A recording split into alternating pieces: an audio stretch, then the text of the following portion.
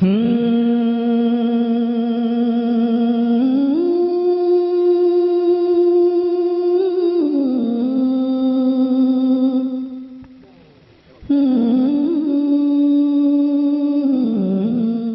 Site पर पहली बार आए हैं तो सब्सक्राइब वाला बटन दबाकर ऑल वाला बेल को क्लिक करें और नए वीडियो के नोटिफिकेशन पहले पाएं। आज खुदकुशी के रुझानात दुनिया में बढ़ गए, जहर खाने के वारदात बढ़ गए, आज सुसाइड करने के हालात बढ़ गए। बंबई का अरबपति सुसाइड करके मर रहा है, बेंगलोर का इंजीनियर सुसाइड करके जान दे रहा है, अमेरिका का एक इंजीनियर अपने 4 बच्चों के साथ ऊपर से बिल्डिंग से कूद कर जान दे रहा है। हाँ, ये इस तरह की खबरें आ रही। एक लड़का जवान एक लड़की से मोहब्बत किया, मोहब्बत में उसको धोखा मिला, लड़की दूसरे से शादी कर ली, ये ट्रेन की पटरी में कट गया। एक लड़का पढ़ रहा था कोटा में, उसको लगा कि मैं नौकरी नहीं कर पाऊंगा, कंपटीशन फेस नहीं कर पाऊंगा, मेरे बाप मेरी माँ की बड़ी हाई तमन्ना है कि मेरा बच्चा नीट निकाल के MBBS डॉक्टर बनेगा, मगर मैं अपने अंदर वो क्षमता नहीं पाता हूँ। माँ बाप को क्या मुंह दिखाऊंगा, वो कोटा ही में पंखे से लटक जान गया।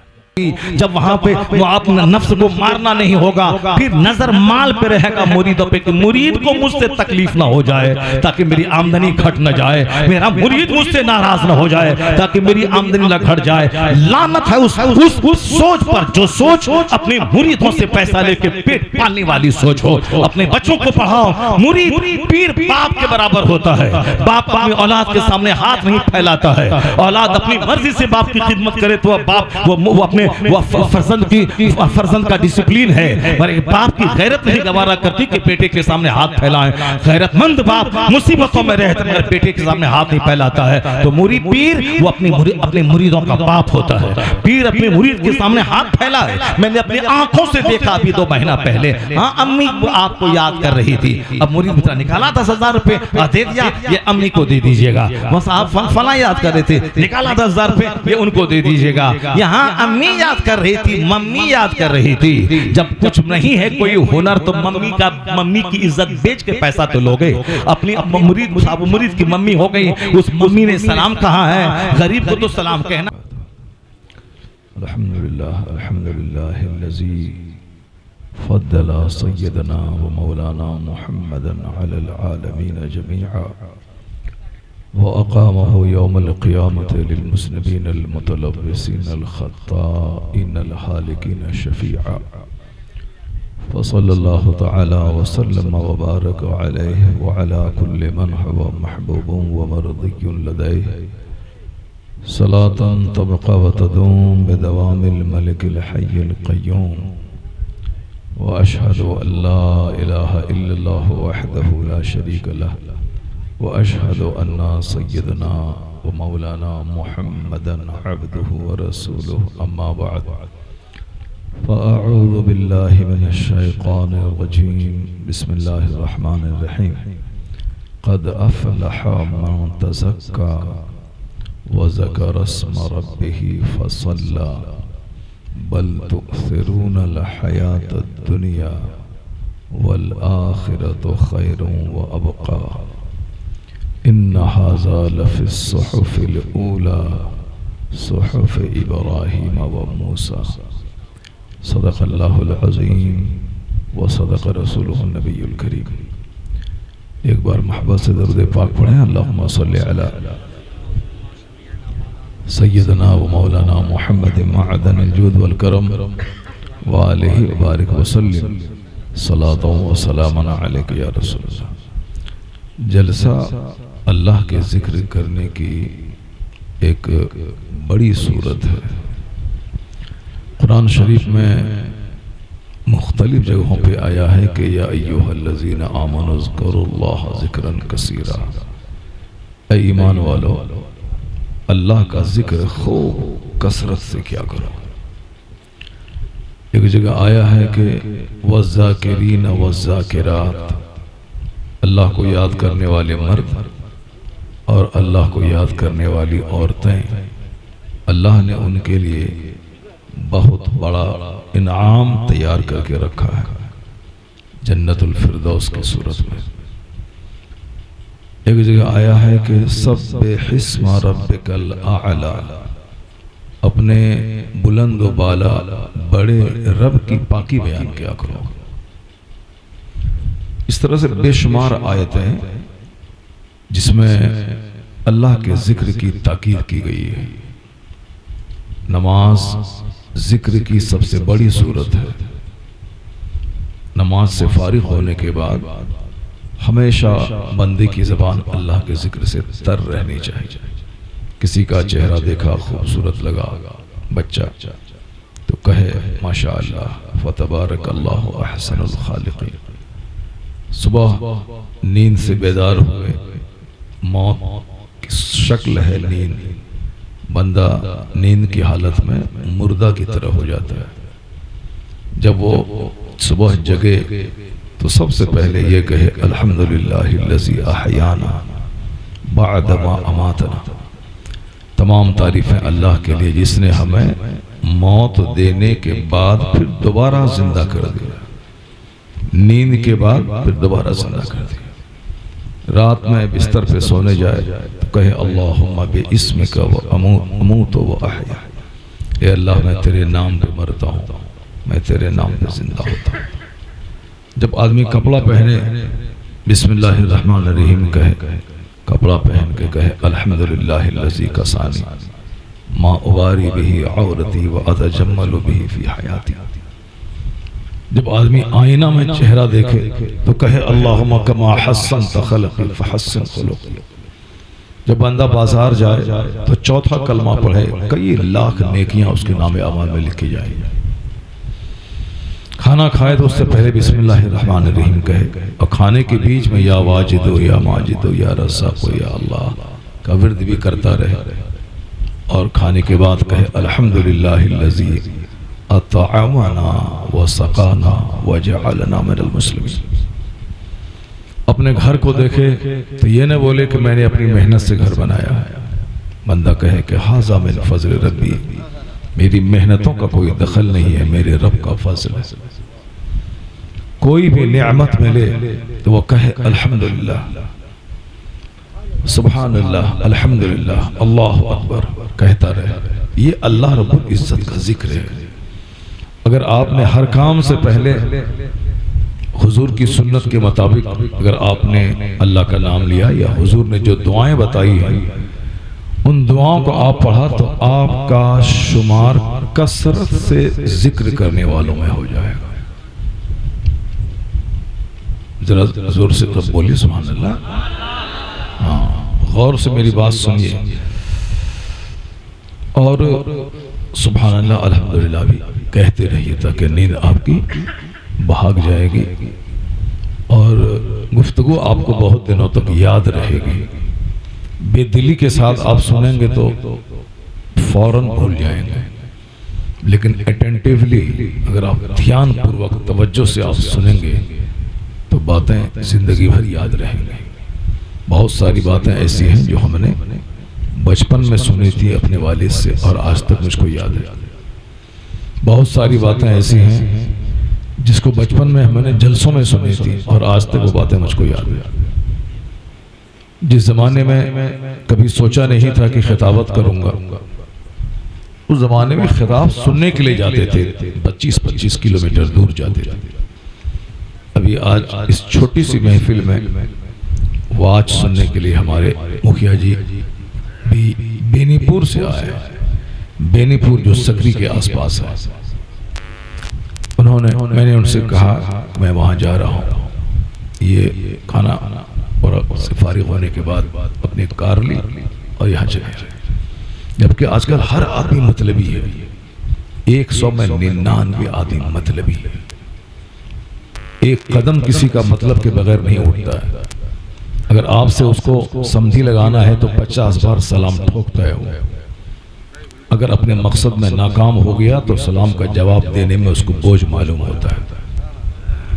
मतलबी ये बंदा 50-60 किलोमीटर दूर का सफर तय करके यहाँ आया, कोई मतलब नहीं है इसको।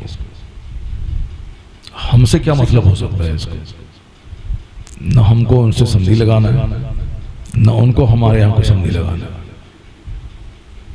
न हमसे 10 पैसे का कर्ज उनको लेना है, ना हमको उनसे 10 पैसे का कर्ज लेना। हाँ अलबत्ता हम तो ले सकते हैं कि भाई घर बना रहे हैं, मकान बना रहे हैं, ज़मीन खरीद रहे हैं, 10 लाख रुपये दे दीजिए, ये हम तो मांग सकते हैं उससे, लेकिन वो हमसे नहीं मांग सकता है। अल्लाह ने उन्हें बहुत दिया है।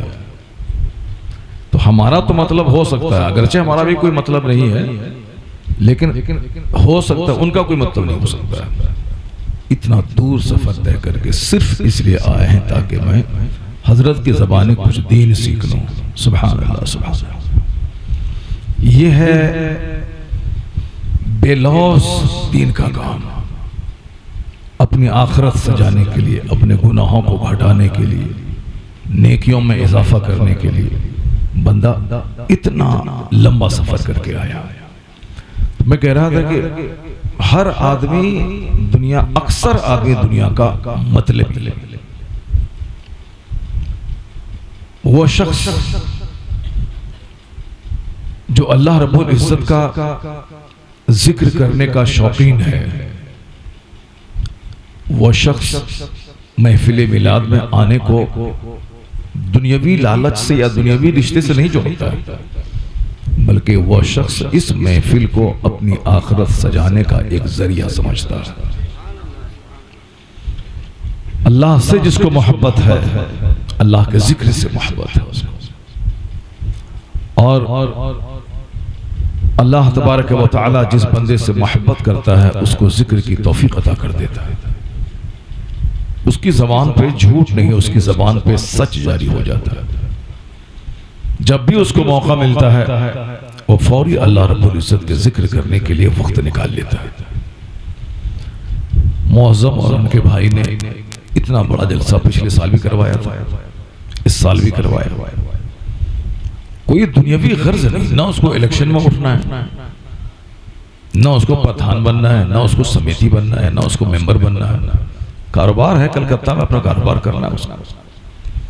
अगर उन्होंने लाख रुपए खर्च करके आपको खाना खिलाया, आलिम दीन को बुलाया, जलसा करवाया, एक दिमाग में ख्याल है दुनिया के सारे लोग कमाते खाते हैं, लेकिन अगर मेरे 10 पैसा खर्च करने के बाद अगर 10 आदमी को दीन मिल गया हो, उसका दीन मजबूत और मुस्तहकम हो गया हो, उसको 2 घंटे की रूहानी महफिल मिल जाए, मैं समझूंगा कि मेरी जिंदगी का सबसे बड़ा काम यही हो गया। घर मकान तो सारे लोग बनाते हैं,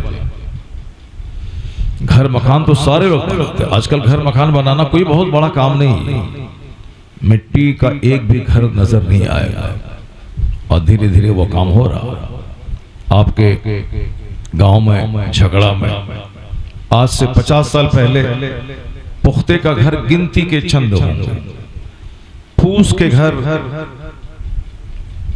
80% होंगे, लेकिन आज 80% पुख्ते का घर है।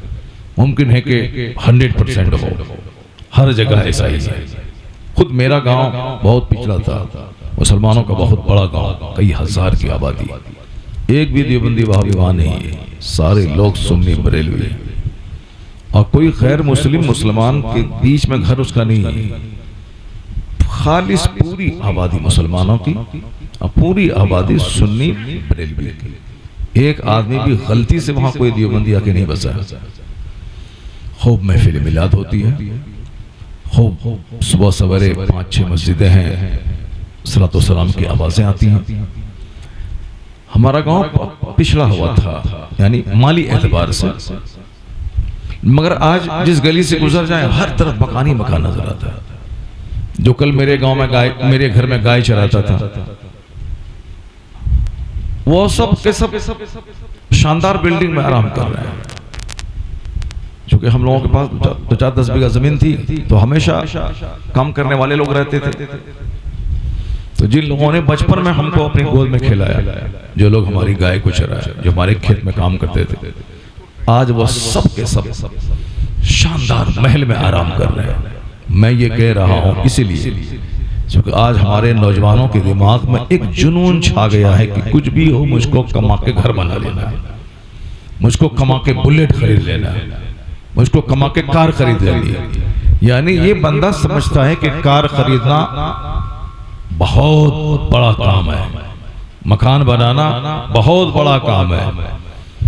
बुलेट खरीद लेना बहुत किस्मत की मेराज हो गई। सबके दिमाग में जुनून सवार है। मैं कहता हूं कि तुम कौन सी कार खरीदोगे? Ertiga, Dzire, Alto, Eoin, Creta और क्या खरीदोगे? बनारस में जो मुर्दा जलाता है डोम, उसके पास 55 लाख की फॉर्च्यूनर है उसके पास। क्या करोगे तुम? बंबई में एक आदमी के पास 100 करोड़ की कार है। 100 करोड़, 1 करोड़ नहीं, 100 करोड़ की कार है। मुकाबला कर पाओगे उसका? नहीं कर पाओगे। इसी हिंदुस्तान में एक आदमी का घर बंबई में 36,000 करोड़ का घर है। 36 करोड़ नहीं, 36,000 करोड़ का घर है। जो प्लेन कल क्रैश हुआ है अहमदाबाद में, उस प्लेन की कीमत कितनी? 2000 करोड़।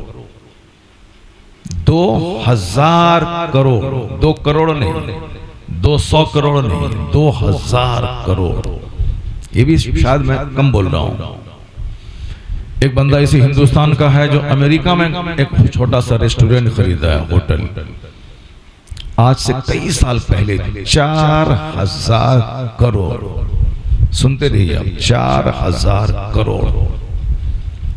नमाज छोड़ के मकान बनाना, नमाज छोड़ के दुकान करना, नमाज छोड़ के बिल्डिंग बनाना, नमाज छोड़ के सऊदी अरब में पागल होके ऊंट चरा के 5 साल के बाद आके छोटा सा शानदार पोटी को बना लेना।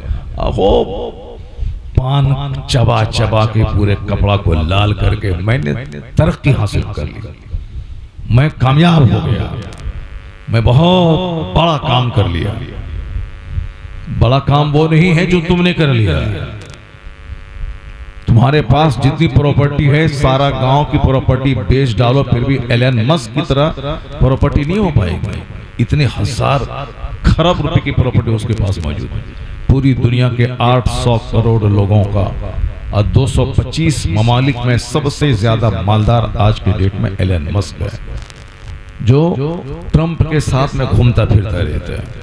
जो पाकिस्तान, अमेरिका का प्रधानमंत्री, अमेरिका का प्रेसिडेंट पूरी दुनिया को ना चाहता है, ईरान पे हमला करवा दिया और जहां चाहता है हमला करता है, सारी दुनिया के लोगों को तबाह किया हुआ है।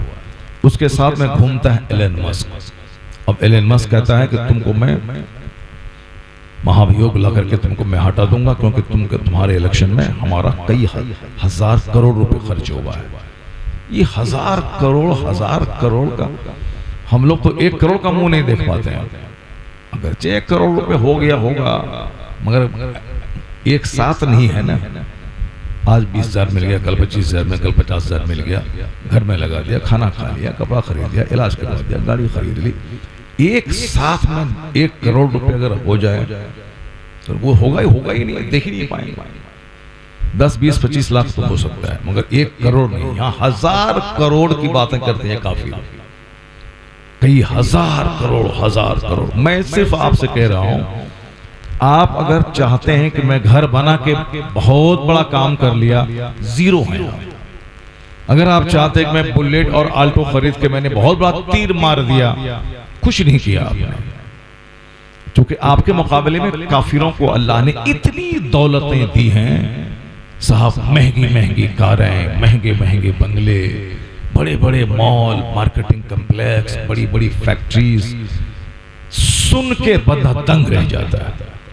लेकिन इतना जरूर जान लें, आप इतने खुश नसीब हैं कि जो दौलत अल्लाह ने आपको दी है वह दौलत एलन मस्क को नहीं है, वह दौलत ट्रंप के पास नहीं है। क्योंकि आप उस दौलत के बारे में कभी सोचते नहीं है, वरना आप तो मचल जाते, आप तो सुभान अल्लाह बोलते आप, मगर आप सुभान अल्लाह नहीं बोलेगा क्योंकि आप वहां तक कभी नहीं पहुंच पाए। जो दौलत आपको अल्लाह ने दी है वह ट्रंप के पास नहीं है, वह 1 लाख मोदी जी के पास नहीं है, वो चाहे हजारों नीतीश हो जाए, हजारों लालू यादव हो जाए, हजारों पंडित जी हो जाए, किसी के पास नहीं है। वो दौलत है ईमान की दौलत। ट्रंप जन्नत जाएगा नहीं, अगर वो जिस हालत में अभी है, इसी हालत में मर गए, ईमान नहीं लाया, तो कभी नहीं जाएगा। हिंदुस्तान के प्रधानमंत्री जन्नत जाएंगे? जिस हालत में अभी हैं, इसी हालत में अगर मर गए, ईमान नहीं लाया, कभी नहीं। Tata, Birla, Jindal Mittal, Elon Musk, Bill Gates, Warren Buffett, क्या ये लोग जन्नत जाएंगे? नहीं। जो पूरी दुनिया की 90% दौलत जिसके पास मौजूद है वो जन्नत नहीं जाएंगे। क्यों? उसके पास ईमान नहीं है। लेकिन झगड़ा का गाय चराने वाला, ठेला चलाने वाला, रेड़ी चलाने वाला, किसी के घर में तंबाकू झाड़ झाड़ के जमा करने वाला, बीड़ी में मसाला भरने वाला, जो दिन भर मेहनत करके 200-500 रुपए कमाता है, इस नुक्ते नजर से आप देखेंगे तो इससे बड़ा धनवान कोई नहीं है। क्यों? इसके पास अल्लाह ने ईमान की दौलत दी है। अगर विश्वास नहीं हो तो मैं आपको एक मिसाल दे देता हूं। एलन मस्क है ना पूरी दुनिया का सबसे बड़ा मालदार, वो झगड़ा आ जाए, घूमता रहता है पूरी दुनिया, वो पैसा इतना हो गया उसके पास। लेकिन उनकी जिंदगी में भी एक हमारे लिए सबक है। हम लोग रात के सोते हैं 10 बजे 12 बजे, जब चाह सो गए, उठते हैं दिन के 10 बजे जब चाह। थोड़ा सा पैसा हो गया तो अब स्लीपिंग मास्टर हम लोग हो जाते हैं, सोते रहना है, खूब खाना है, सोना है, पूरा तोन कोठी की तरह बना लेना है। ये हम लोगों का काम है। लेकिन एलन मस्क दुनिया का सबसे बड़ा मालदार आज भी उस वक्त तक खाना नहीं खाता है जब तक के 50 पेज किसी किताब की पढ़ नहीं लेता। इतना बड़ा दुनिया का सबसे बड़ा मालदार एलन मस्क आज भी रोजाना स्टडी करता है, मजीद मालदार बने, दौलत नहीं घटे। बड़े बड़े मालदार लोग कैसे जीते थे उनकी बायोग्राफी पढ़ता है। दौलत घटे नहीं, बढ़ती रहे दौलत। कोई ऐसी सुस्ती मेरे अंदर ना पैदा हो जिसकी वजह से मैं कल कंगाल हो जाऊं। दुनिया का इतना बड़ा खरबपति जब वो रोजाना 50 पेज पढ़ता है तो हम लोग तो उसके सामने नंगा है। पूरे झगड़ा में जितनी आबादी है, बता दी कोई एक आदमी अपने ईमान की दौलत को मजबूत करने और बचाने के लिए वह सिर्फ 2 घंटे कुरान और हदीस का मुताला करता है ताकि जो दौलत अल्लाह ने अपने फजल से मुझको अता कर दी है वह दौलत बची रहे, लूटे नहीं। बचाने के लिए वह 2 घंटे का टाइम स्टडी करके देता है ताकि दिमाग में इस्लाम के ताल्लुक से कोई कंफ्यूजन नहीं पैदा हो। अगर कंफ्यूजन पैदा शैतान करना भी चाहे, ये मुताला उसको कंफ्यूजन से बचाता रहेगा। एक बंदा है, कोई नहीं, या कोई एक बंदा ऐसा है जो खूब सबसे बड़ा मालदार है, उसके बावजूद 16 घंटे वो काम करता है ताकि मेरी दौलत बढ़े। मेरे पास 1 करोड़ रुपए होंगे तब ना 2.5 लाख मैं गरीबों को दूंगा ज़कात। मेरे पास 100 करोड़ होंगे तब ना मैं 2.5 करोड़ रुपए ज़कात निकालूंगा। 2.5 करोड़ में कितने गरीबों का भला हो जाएगा। मेरे पास 1 लाख रुपए जमा रहेंगे तब ना 2500 रुपए मैं किसी एक गरीब को दे दूंगा, वो ईद के कपड़े बना लेगा। जब मेरे पास खुद नहीं रहेगा तो मैं दूसरों के सामने हाथ फैला के भीख मांगूंगा। कौन दिल्ली से आ रहा है, सुबह उसके घर पे चले गए तो हम गरीब आदमी हैं, आप दिल्ली से आए हैं, हमको इलाज करवाना है, पैसा दीजिए। कौन सऊदी अरब से आ रहा है, उसके घर चले गए कि साहब मेरी बेटी की शादी है, फला तारीख को ये कार्ड है, मेरी मदद कीजिए। ठीक है, जाओ 5 कुंटल चावल हमने दे दिया। यानी भीख मांगना। आज जो लोग भीख, मुसलमानों में सबसे ज्यादा भिखारी इसीलिए हैं, ये कुछ करना नहीं चाहते, इनका कोई एम नहीं है, कोई गोल नहीं है, कोई मकसद हयात नहीं है। जबकि सबसे बड़ा मकसद हयात इसी का था कि दुनिया में मुझको रिज़्क़े हलाल हासिल करके इज्जत से रहना है और इस दुनिया में नमाज, रोजे, हज और ज़कात करके यहां से मरने के बाद जहां जाएंगे वहां की जन्नत हासिल कर ली। यही सबसे बड़ा एम और मुसलमानों का है। काफिरों का एक एम है पैसा कमाना, मस्ती करना। मरने के बाद क्या होगा, कुछ नहीं है। इसी दुनिया में हमें सारी लग्जरियस चीजें हासिल कर, सारी लग्जरियस चीजें हासिल कर लेनी, एक लग्जरियस लाइफ गुजारनी है इसी दुनिया में। इसलिए वो लोग मेहनत करते हैं। उसका बेटा डीएम बन रहा है, एसपी बन रहा है, कलेक्टर बन रहा है, बैरिस्टर बन रहा है, लॉयर बन रहा है, यहाँ तक कि शादीशुदा उनकी बेटियां ब्लॉक डेवलपमेंट ऑफिसर बन रही। खुद मेरे मदरसे के बाजू में एक हिंदू की लड़की की शादी हुई, वो 2 बच्चे की माँ होगी मगर पढ़ाई छोड़ी नहीं हुई। मेहनत करती है। वो तो हमारी मुसलमानों की बेटियां हैं, पेट में दर्द है, पैर में दर्द है, शादी होने के बाद डेली डॉक्टर के पास जाना है, दौड़ना आना। हमारा भाई, छोटे भाई की शादी हुई, वो अपने दोस्त से फोन से बात कर रहा था।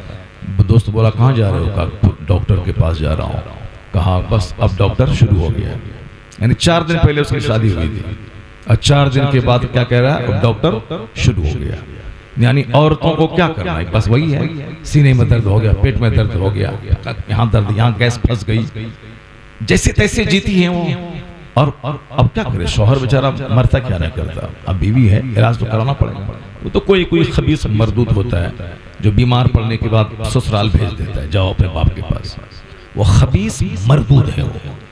जब औरत तंदुरुस्त है तो तुम्हारी बीवी है, वो तंदुरुस्त है तो तेरे बिस्तर पे सोएगी, और जब बीमार पड़ जाएगी तो जाओ बाप के यहाँ। तंदुरुस्त है तो तुम्हारे पास है, और जब हामिला होगी जाओ बाप के यहाँ। तंदुरुस्त है तो तुम्हारे साथ है, और जब बच्चा पैदा हुआ जाओ बाप के यहाँ। जब तुम्हारा बच्चा पैदा हो गया तो हकीकत तुमको करना है कि तेरा बेटा है, शुक्राना के तौर पर 2 खस्सी ज़बह करना है। नहीं, पूरे समाज में, पूरे गांव में पहला बच्चा का अकीका नाना करता है, उसका नाना करता है। बेटा तुम्हारा है, अकीका नाना करेगा। वो तो खबीस मर्दूद रजील और जलील किस्म के लोग होते हैं जो अपनी बीवी को उनके बाप के यहाँ भेज देते हैं। तंदुरुस्त मीठा मीठा, अपना है कड़वा कड़वा, थू थू। यानी जब वो बीमार पड़े, परेशान हाल हो जाए, जाओ बाप के यहाँ। तंदुरुस्त है, मुस्कुरा रही है, एक्टिव है, तो मेरे पास रहो। ये बदतमीजों का काम है। जब बीवी हो गई तो अब हमेशा उसका ख्याल शौहर को रखना चाहिए, चाहे बीमार पड़े, चाहे कुछ भी हो जाए। अब जरा गौर से सुनिए मेरी बात जो मैं कह रहा हूँ कि हमारे यहाँ औरतें बीमारी का बहाना बना लेती हैं शादी के बाद। वो क्या बहारे शरीयत नहीं पढ़ती, दरूद ताज नहीं पढ़ती, नमाज नहीं पढ़ती। मगर मेरे मदरसे के बगल में एक हिंदू लड़की की शादी हुई, 2 बच्चे की माँ भी हो गई, मगर उसके बाद भी पढ़ाई बंद नहीं की। उसका रिजल्ट ये मिला कि वीडियो बन गई। वीडियो बन गई, अखबार में छपा, सारा बिहार जाना उसको। वो हमारे मदरसे के बाजू में वीडियो बन गई। यहाँ तो मेरा बेटा बाप जमीन बेच के उसको पैसा भेजता है पटना में, वो तो 3 घंटे सिनेमा हॉल में रहता है और कीमती मोबाइल खरीद करके घूमता है, गांधी मैदान घूमता रहता है। और यहाँ शादी होने के बाद, बच्चा पालने के बाद वीडियो बन गई। और ये पटना में 10 साल रहने के बाद चपरासी भी नहीं बन पाता है। कैसे बनेगा? एक मिनट कीमती है दुनिया का, और ये तो घंटों घंटों बर्बाद करने का आदी है। जो एक मिनट को कीमती समझेगा वो इस दुनिया में भी आबाद होगा और मरने के बाद भी आबाद होगा। ये पैगाम इस्लाम देता है। 4:48 पे फजर का टाइम खत्म होता है, तो 4:48 के बाद फजर की नमाज नहीं होगी। सहरी का महीना गुजरा 2 महीना पहले, 5:10 पे अगर सहरी का लास्ट टाइम है तो 5:10 तक खाना पीना, हम बिस्तरी सब जायज है। लेकिन 1 मिनट के बाद बीवी अपने लिए हराम हो गई, खाना अपने लिए हराम हो गया, पानी अपने लिए हराम हो गया।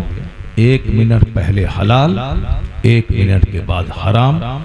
अब आप समझ सकते हैं कि जिस मजहब में एक मिनट कीमती है, उस मजहब का फॉलोवर अगर 3 घंटे चाय की चुस्की लेके दुकान पे बैठ के मौलाना और पीर मदरसा जलसा खानकाहों की गीबत की पोटली लेके अगर बैठता है, इससे बड़ी ट्रेजेडी, इससे बड़ा हादसा क्या हो सकता है? जिस मजहब ने एक मिनट को कीमती बताया और मुसलमानों को काफिरों के मुकाबले में डबल मेहनत करनी है, क्योंकि काफिरों को सिर्फ दुनिया चाहिए और हमको तो दुनिया और आखिरत दोनों चाहिए। तो जिसको सिर्फ दुनिया चाहिए वो 15 घंटे स्टडी करेगा, और जिसको दुनिया और जन्नत दोनों चाहिए वो जस्ट डबल मेहनत करेगा। दुनिया में 15 घंटे मेहनत करेगा ताकि यहाँ दूसरों के सामने भिखारी ना रहे, हाथ ना फैलाए, और उसी 24 घंटे में फजर, जोहर, असर, मगरिब, इशा के लिए 1 घंटे का टाइम निकालेगा ताकि मरने के बाद कब्र में अजदहा सांप का सामना न करना पड़े। ये 1 घंटा नमाज के लिए तुम निकालो, अल्लाह 24 घंटों में बरकतें अता फरमा देगा। आज खरबों कमाने के बाद चेहरा लटका हुआ है, चेहरा गम के बोझ से पिटा हुआ है, गोरा गोरा चेहरा काला हो गया है। क्यों? पहले गरीब थे तो मस्त थे, और अभी अरबों कमाने लगे तो 1 दर्जन बीमारी और 1 दर्जन टेंशन। ये अल्लाह की तरफ से सजा और पनिशमेंट है कि तुमने फजर छोड़ के चाहा कि हमारे चेहरे पे ग्लेजिंग आ जाए। ऐसा कभी नहीं होगा। हदीस में आया है, जो फजर की नमाज छोड़ता है अल्लाह उसके चेहरे का नूर छीन लेता है। 1 लाख रुपए का केमिकल चेहरे पे मलने के बाद भी वह नूर नहीं पैदा होगा, क्योंकि नूर देने वाला अल्लाह, जलील करने वाला अल्लाह, इज्जत देने वाला अल्लाह। तो अब अल्लाह की बात से हट कर जो बंदा चाहेगा कि हम चार्मिंग जिंदगी में हासिल कर ले, नहीं होगा। आज खुदकुशी के रुझाना दुनिया में बढ़ गए, जहर खाने के वारदात बढ़ गए, आज सुसाइड करने के हालात बढ़ गए। बंबई का अरबपति सुसाइड करके मर रहा है, बेंगलोर का इंजीनियर सुसाइड करके जान दे रहा है, अमेरिका का एक इंजीनियर अपने 4 बच्चों के साथ ऊपर से बिल्डिंग से कूद कर जान दे रहा है। आए 3 इस तरह की खबरें आ रही। एक लड़का जवान एक लड़की से मोहब्बत किया, मोहब्बत में उसको धोखा मिला, लड़की दूसरे से शादी कर ली, यह ट्रेन की पटरी में कट गया। एक लड़का पढ़ रहा था कोटा में, उसको लगा कि मैं नौकरी नहीं कर पाऊंगा, कंपटीशन फेस नहीं कर पाऊंगा, मेरे बाप मेरी माँ की बड़ी हाई तमन्ना है कि मेरा बच्चा नीट निकाल के MBBS डॉक्टर बनेगा, मगर मैं अपने अंदर वो क्षमता नहीं पाता हूँ, माँ बाप को क्या मुंह दिखाऊंगा। वो कोटा ही में पंखे से लटक जान गया। पुलिस रिपोर्ट के मुताबिक हर महीने कई लाश स्कूल के हॉस्टल से निकलती है, कोचिंग सेंटर के हॉस्टल से निकलती है। ये वही लोग हैं जो हताश में खुदकुशी कर ली। अब मैं जिंदगी के दौड़ में पीछे रह जाऊंगा, माँ बाप को क्या मुंह दिखलाऊंगा। इन्फेरिटी कम्प्लेक्स का शिकार हुआ, एहसास कमतरी का जान दे दिया। इसका एक इलाज है, इसके अलावा कोई इलाज नहीं। इलाज यही है, वमन यतवक्कल अलल्लाहि फहुव हस्बुह, जो अल्लाह पे भरोसा करे कि मेरा मालिक अल्लाह, मेरा खालिक अल्लाह, और ये दुनिया टेम्पररी, आर्जी, फानी, एक पानी का कतरा है, और आखिरत समंदर के मानिंद है। और असल में आखिरत का आराम, असल में आखिरत का अजाब, जिसकी नजर अल्लाह पे रहे और जिसकी नजर अल्लाह के दिए हुए कानून आखिरत पे रहे, वो फूस के घर में रहे तो भी मस्त रहेगा, वो सोने की बिल्डिंग में रहे तो भी मस्त रहेगा। वो कभी जहर नहीं खा सकता है, वो कभी नहीं फांसी के फंदे पे लटक सकता है। कोई लड़की उसके ईमान को कभी नहीं लूट पाएगी, कोई अरबपति उसके ईमान को कभी नहीं लूट पाएगा, क्योंकि वो जान चुका है कि दुनिया में मिट्टी का घर हो या सोने का घर, दोनों बराबर है, दोनों में कोई फर्क नहीं। एक आदमी अपना 50 करोड़ का घर बनाया और 60-70 साल के बाद मर गया, तो मरने के बाद उसको उनके अपने घर में नहीं दफन किया जाता है, उनको एक आम मुसलमान की तरह नहला धुला के कफन पहना के उसी कब्रिस्तान में, जहां सड़क का एक मजदूर, जहां फुटपाथ पे सोने वाला गरीब दफन है, उसी कब्रिस्तान में वो अरबपति भी मिट्टी के हवाले कर दिया जाता है। और जो उस किराए पे रहता था उसी गांव में, वो भी जब मरता है वो भी इस इज्जत के साथ उसी कब्रिस्तान में दफन किया जाता है। दोनों का अंजाम एक है। जो आदमी इस नुक्ते नजर से दुनिया में जिएगा, वो कभी उसका चेहरा मैला नहीं होगा। चेहरा मैला उसका होता है जो दुनियावी चीजों में मुकाबला करना चाहता है। चेहरा मैला उसका होता है जो दुनिया को सब कुछ समझता है, जो दुनिया ही में सब कुछ हासिल करना चाहता है। इसलिए इस्लाम से हट के जो जिएगा, कभी उसके चेहरे पे चार्मिंग नहीं होगी। और चाहे 50 खरब रुपए कमा ले, रोजी से बरकत खत्म हो जाएगी। कौन? जो जोहर की नमाज छोड़ेगा, उसकी रोजी में बरकत नहीं होगी। मेरे गांव में पहले लोग कमाते थे, कितनी फसल उपजाते थे वह लोग? 80 एकड़ जमीन में 100 कुंटल धान भी नहीं हो पाता था, लेकिन आज सिर्फ 3 बीघा जमीन में 100 कुंटल मकई लोग उपजाते हैं। इस कदर जबरदस्त फसल पैदा हो रही है मक्का की। मेरे गांव में गरीब से गरीब आदमी के घर में 50 एकड़, 100 एकड़, 1000, 50 कुंटल, 100 कुंटल, 500 कुंटल, 1000 कुंटल मक्का की खेती होती है। जिसका बाप दादा कभी 10 लाख कमो नहीं देखा था, उसका बेटा 10 लाख 20 लाख गिन रहा है। लेकिन जो बात मैं कहना चाहता हूँ बात ये है, पहले जो बैल चरा के खुश था वो आज 1000 कुंटल मक्का उपजाने के बाद भी खुश नहीं है। इसलिए खुश नहीं है कि तमन्ना बड़ी दराज उसकी हो गई, ये भी करना है, वो भी करना है, घर भी बनाना है, गाड़ी भी खरीदनी है, सामने का प्लॉट भी खरीदना है, पुराने मकान को तोड़ के इसको बिल्कुल अप टू डेट करना है, नए मॉडल बनाना है। अब ये पोर्टिको का डिजाइन पहले पुराना हो गया, अब नया देना है। अब साहब पहले चलता था दीवार बनी, प्लास्टर किया, चूना गर्दानी कर दी, हो गया रहने के काबिल। अब नहीं, तमाम उसको उखाड़ के फेंकना है, उसमें वाल पुट्टी करनी है और साहब इंटीरियर डेकोरेशन करना है, फॉल से सीलिंग करनी है, इलेक्ट्रिकल काम है, प्लम्बिंग का काम है, यानी ढेर सारा बोझ। अब इनके लिए 1 करोड़ भी कुछ नहीं समझ में आ रहा है। पहले तो सिर्फ दीवार खड़ी हुई, प्लास्टर, चूना गर्दानी, मस्त है बंदा। अब तो जिंदगी की सारी कमाई बिल्डिंग में जा रही है। अब 10 साल नहीं, 2 साल के बाद ही ये मर के कब्रिस्तान जा रहा है। जब अंजाम कब्र है तो क्या फॉल से सीलिंग, वाल पुट्टी, ग्रेनाइट, टाइल्स, मार्बल। लोग पागल हो गए, चाहते हैं कि मैं जितना कमा लूं, मैं मस्त रहूं, कोई गम मेरी जिंदगी में ना रहे। आज बरकतें पैसों से खत्म हो गई हैं। हदीस में मैंने पढ़ा है कि जो जोहर की नमाज छोड़ेगा, अल्लाह तबारक व तआला उसकी रोजी से बरकतें खत्म कर देगा। आप सुभान अल्लाह नहीं बोलेंगे? जरा जोर से बोलिए सुभान अल्लाह, हाथ उठा के बोलिए ला इलाहा इल्लल्लाह।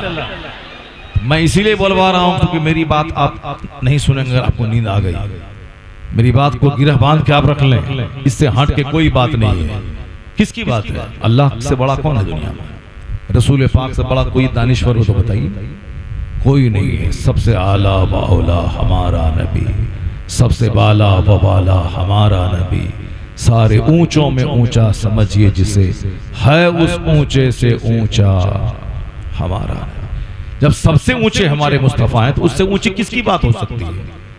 और भले ही कल परसों इनकार करे, मगर अंततः आखिरकार उसको तो मानना ही पड़ेगा कि जो हुजूर ने कहा है वही सच है।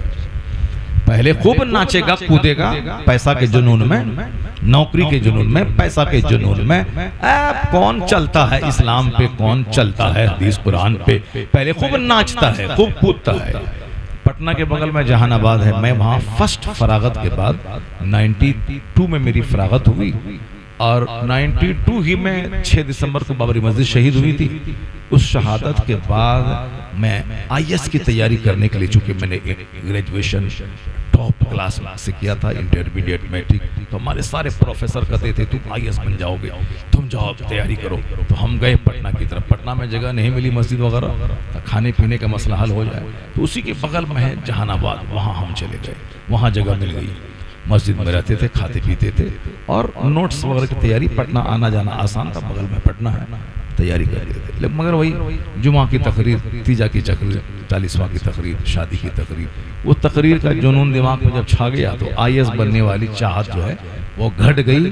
तो कलेक्टर हम नहीं बन पाए, वरना मेहनत करते। चूँकि रिजल्ट मेरा बहुत टॉप था, 400 बच्चों में मैंने टॉप किया मैट्रिक में, कई कॉलेज में मैंने टॉप किया, इंटरमीडिएट में रात भर पढ़ते थे, वो बिल्कुल पागल बन के पढ़ते थे। इतना पढ़ते थे कि सर में चक्कर आता था, आंख के सामने धुआं नजर आता था।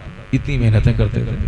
हमको लिखना है 5 क्वेश्चन का जवाब देना है तो 10-10 क्वेश्चन मेरी अपनी याद से आता था। यानी 10 सवाल है, उसमें से 5 का जवाब देना, 10 मुझको याद है। घबरा जाते थे कि कौन सा लिखे, ये लिखे कि वो लिखे। अब आप समझ सकते हैं कि कितनी मेहनत हुई होगी और कितना पढ़े होंगे। DM बनने गया मगर तब मुकर्रिर बन गए, DM नहीं बन पाए, तकरीर करने लगे। उसी जहानाबाद जो मेरी फर्स्ट जगह थी, एक आदमी था यही झगड़ा की तरह, एक गांव मोहल्ला था। एक आदमी को बड़ा गुरूर था, मेरे पास जो पैसा है, मेरे पास जो मकान है, मेरे पास जो दौलत है, किसके पास है? गैर मुस्लिमों से दोस्ती, ये मुसलमान तो गीदड़ खटिया है। आजकल लोगों की सोच बन जाती है, गैर मुस्लिम नेता उनके पास आप जाइए तो वो आपको सम्मान देगा, बोले क्या काम है, फला काम है, ठीक है मैं जरूर करूंगा, वो कर देता है। लेकिन मुसलमान के पास सिर्फ काम लेके आ गए, हमारा सारा क्षेत्र है, सबका हम काम करेंगे, किसी मुसलमान का ही काम करेंगे। इस होंडे से बेहतर है कि एक ईमानदार हिंदू जीत जाए। ये गोंडा जो मुसलमानों को बोझ समझता है, ये गोंडा जो सिर्फ अपने इर्द गिर्द आसपास चारों तरफ गैर मुस्लिमों की फौज जमा करके रखता है, उसके मंदिरों में जाके साफ टीका लगवाता है, इस गोंडे से बेहतर है कि कोई ईमानदार गैर मुस्लिम जीत जाए। वो काम करेगा, वो आपको इज्जत देगा, उसके पास आप जाएंगे तो आपका काम फौरी करेगा। ये भदोही की जमीन गवाह है। एक पड़ोसी मुसलमान एक पड़ोस की एक औरत को तबाह करके रखा था, उसकी जमीन पे कब्जा करके रखा था। वो औरत सीधे गई पंडित जी के पास, लखनऊ। कौन पंडित जी? वही आदित्य जोगीनाथ। उनके पास वो और गई, अपना प्रॉब्लम बताया। 10 साल से मसला अटका हुआ था। दूसरे दिन डीएम आकर के, पुलिस ला करके उस जमीन पे जो नाजायज कब्जा उसका पड़ोसी मुसलमान किया हुआ था, उसको लाठी के डंडे के साथ उसको भगाया, पूरी जमीन पे उस बेवा औरत का कब्जा दिलवा दिया। दूसरे दिन वहां गया, बोला तुम जाओ।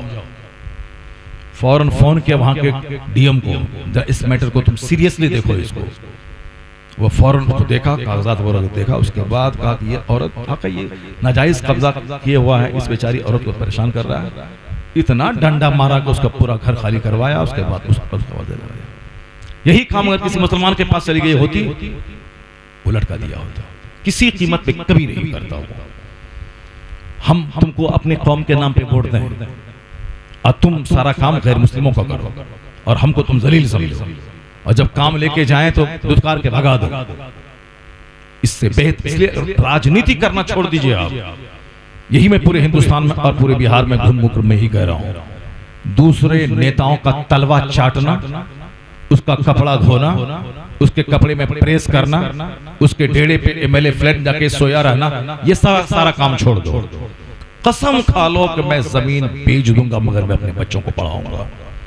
मेरा बच्चा मास्टर बनेगा, मेरा बच्चा डीएम बनेगा, मेरा बच्चा ब्लॉक डेवलपमेंट ऑफिसर बनेगा, मेरा बच्चा बैरिस्टर बनेगा। यानी वो जॉब करेगा, पॉलिटिक्स नहीं करेगा। 5 साल में एक बार इलेक्शन होगा, किसी भी ईमानदार आदमी को वोट दे देंगे, क्योंकि एक आदमी जो पढ़ेगा नहीं लिखेगा वो दूसरों का तलवा चाटेगा, और वही इलेक्शन लड़ने के लिए दूसरों को शराब पिलाएगा ताकि वो हमको वोट दे दे, और दूसरों के घर में जाके पूजा करेगा ताकि हमको वोट दे दे। वो सेकुलर बनना चाहेगा। वो भी कोई मंत्रालय है जहां ईमान बेच करके आदमी एमएलए बने, एमपी बने, मुखिया बने। उससे बेहतर था कि तू ईंट ढोता, मजदूरी करता, ईमान बचा के मर के दुनिया में सुख मिले न मिले, कम से कम मरने के बाद जन्नत तो मिल जाती। ये कौन जोकर वाला काम किया कि ईमान ही लूट गया। दुनिया में तो 70-80 साल के, मैं तो कोई उसके आगे कोई जीता नहीं है। अगर जी भी गया 100 साल तो उससे वो साहब दुनिया के लिए बोझ है। 100 साल के अंदर ही छोड़ना पड़ेगा दुनिया। लेकिन जहां जाओगे वहां का तो एक दिन 50,000 साल के बराबर है। ये बताओ वहां तेरा क्या बनेगा। झगड़ा का मजदूरी करने वाला एलन मस्क यहाँ आ जाए और उनसे कहे कि मेरे घर में एक सोने का छोटा सा बुत है, उस बुत को तुम सजदा कर दो। मैं झगड़ा नहीं, पूरे बिहार का सबसे बड़ा मकान मैं तेरा मैं बना दूंगा, चाहे 10,000 करोड़ में बने। बिहार में ऐसा मकान किसी के पास नहीं है। 10,000 करोड़ की बिल्डिंग हो नहीं है किसी के पास, मेरी मालूमात के मुताबिक। अगर एलन मस्क कहते कि मैं 10,000 करोड़ की बिल्डिंग बना दूंगा, तुमको सिर्फ इतना करना है कि मेरे घर में एक सोने का छोटा सा बुत है, उस बुत को सजदा कर लेना है। मैं कसम खा के कहता हूं, हमारे नकीब साहब ने क्या बोला, कसम मैं तो नहीं खाऊंगा, मैं यकीन से कहता हूं। मौलाना साहब को तकरीबन 10 मिनट सुन लीजिए, तो फिर उसके बाद आपको कुछ न कुछ जरूर मिल जाएगा। तो मैं कसम खा के कहता हूं, अगर झगड़ा का हर आदमी ईमान का वैल्यू समझता है तो एलन मस्क के इस प्रपोजल को ठुकराते हुए कहेगा, मैं तेरी बिल्डिंग में पेशाब पाखाना कर दूंगा मगर मैं ईमान का सौदा नहीं करूंगा। जरा जोर से बोले सुभान अल्लाह, हाथ उठा के बोले ला इलाहा इल्लल्लाह। तो अब आप ये समझ लीजिए, ये बात बिल्कुल आप करेंगे और ये काम हम भी कर सकते हैं। हाँ, कोई रजील खबीस मरदूद बिल्कुल जलील आदमी जो लड़की का चेहरा देख के काफिर बन गया, नौकरी के चक्कर में दाढ़ी मोछ मुंडा के काफिर हो गया, उन खबीसों मरदूदों का कोई वैल्यू है क्या? उसके लिए क्या रोना है, क्या चिल्लाना है, क्या तकरीर करना है? मेरी हजारों बेटियां काफिरों के साथ भागे, हजारों बेटे काफिर के साथ भागे। जो काफिर था ही तो वो काफिर के साथ भाग गए, तो क्या ताज्जुब की बात है? वो तो मुसलमान कब था, उसके बाप ने मुसलमान कब बनाया उसको, उसके बाप ने दीन कब सिखलाया है। उनके माँ बाप ने तो हमेशा ही कहा है कि स्मार्टनेस, चार्मिंग, ग्लेसिंग, यही सब दुनिया में है। खूबसूरत चेहरा, फलां की लड़की क्या खूबसूरत है, फलां का बेटा क्या खूबसूरत है, क्या अति सुंदर है। तो जब घर में अति सुंदर की कहानी होगी तो आपके बेटे के दिमाग में जुनून तो चढ़ेगा कि मुझको भी सुंदर पत्नी चाहिए। तो अब किस सुंदर लड़की को देखा, चाहा कि इसको अपना हो जाए, अपना लो। वो लड़की बोली बस मेरा मजहब इख्तियार करो, मैं तेरी हो जाऊंगी। बोला चलो हटाओ, छोड़ दिया मैंने अपना मजहब उसको, ताकि वो लड़की मिल जाए। मजहब छोड़ा, उस लड़के की तरफ चला। अगर उस लड़के को उसका बाप दीन सिखाया होता, मौलाना के करीब जाओ इस्लाम सीखो, जुमा का खुतबा सुनो इस्लाम सीखो, ईद बकरीद का खुतबा सुनो इस्लाम सीखो, रोजाना नहीं 2 घंटा 5 मिनट सिर्फ एक हदीस डेली पढ़ लो, आखिरत की बात, जन्नत की बात, क़यामत की बात, हुजूर की जिंदगी का मुताला कर लो। अगर वो लड़का ऐसा कर लिया होता, गौसे पाक का नाम भी तो वो सिर्फ लंगर खाने के लिए लेता है। गौसे पाक से मोहब्बत है किसको, गौसे पाक का नाम भी लेता है, उसका लंगर भी खाता है सिर्फ पेट भरने के लिए, या फिर दौलत बढ़ाने के लिए, या गौस अल मदद यानी मदद मांगने के लिए। फातिहा दिलाएंगे तो माल बढ़ेगा, तो शेख कादरिया करेंगे तो माल में बरकत हो जाएगी। गौसे आजम के नियाज दिलाएंगे दौलतमंद, ये सब मतलबी लोग हैं। गौसे आजम के मिशन से मोहब्बत किसको है, गौसे आजम की तालीम से मोहब्बत किसको है। गौसे आजम के सामने तकरीर हो रही है, 70,000 का मजमा है, कोई आके बोला कि आपके बेटे का इंतकाल हो गया। एक पहलू तो सुनते हैं कि मुर्दा जिंदा कर दिया, इस पहलू में करामत है। करामत अल्लाह के मखसूस बंदे सरजद होता है ताकि जाहिर हो जाए कि इस्लाम है, ईमान है, ये जादू, ये शौबताबाजी नहीं है, नबियों से सादिर हो जाए अजूबा बात जो खिलाफ आदत है तो मौजज़ा है, वली से साबित हो जाए तो करामत है। लेकिन नबी की जिंदगी नमूना है, मॉडल है। उसी तरह वली की जिंदगी भी मॉडल होती है ताकि लोग वली की जिंदगी से नूर हासिल करें। गौसे आजम की जिंदगी का ये चैप्टर है नूर वाला। वो चैप्टर मुर्दा जिंदा किया, वो चैप्टर नूर वाला नहीं, वो चैप्टर है गौसे आजम ने बता दिया कि मैं जादूगर नहीं हूं, मैं अल्लाह का वली हूं, इस्लाम हक है और सच है। मगर मेरी जिंदगी की राह में जिससे नूर हासिल हो, हिम्मत, हौसला, जीने का सलीका मिले, ये गौसे आजम के उस चैप्टर से मिलता है। गौसे आजम तकरीर कर रहे हैं, दौरान तकरीर आपका बेटा मर गया, किसी ने आके बोला हुजूर आपके बेटे की मौत हो गई, इन्ना लिल्लाहि व इन्ना इलैहि राजिऊन। तकरीर चालू है। अगर आपका बेटा अगर मर जाए तो आप क्या करेंगे, दीवार से सर टकरा टकरा के खुद मर जाएंगे? नहीं, कुछ तो कम से कम इतना जरूर बोलेंगे कि अल्लाह को ऐसा हम ही मिले थे, हमारा ही बेटा मिला था, इतना बेटा दुनिया में है कोई नहीं, हमारा ही मिला था। आप अल्लाह से बदगुमान हो जाएंगे, माज़अल्लाह, हज़ार बार माज़अल्लाह। इस तरह की बात, या अगर बहुत ज्यादा अगर ईमान मजबूत सॉलिड है तो आप खामोश रहेंगे, सब्र की तस्वीर बन जाएंगे, चेहरे से उदासी आपकी झलकेगी। मगर गौसे आजम का बेटा मर गया, तकरीर चालू है, कहा हुजूर जनाजा हाजिर है। गौसे आजम मेंबर से नीचे उतरे, जनाजे की नमाज पढ़ा दी, दफन हो गया। कोई मलाल नहीं कि मेरा बेटा मरा, अब 25 दिन तक कोई नो स्पीच। बेटा मरा है 25 दिन तक कोई तकरीर नहीं होगी, बेटा मरा है 10 दिन तक किसी से बातचीत नहीं होगी। वो तो आजकल का पीर साहब करता है, मेरा बेटा मर गया है 25 दिन तक कोई जलसा हम नहीं करेंगे, वाज नहीं करेंगे, तकरीर नहीं करेंगे, शोक मनाएंगे। करते हैं लोग, बहुत से लोग करते हैं, नहीं स्पीच बंद। ये गौसे आजम है, स्पीच चालू।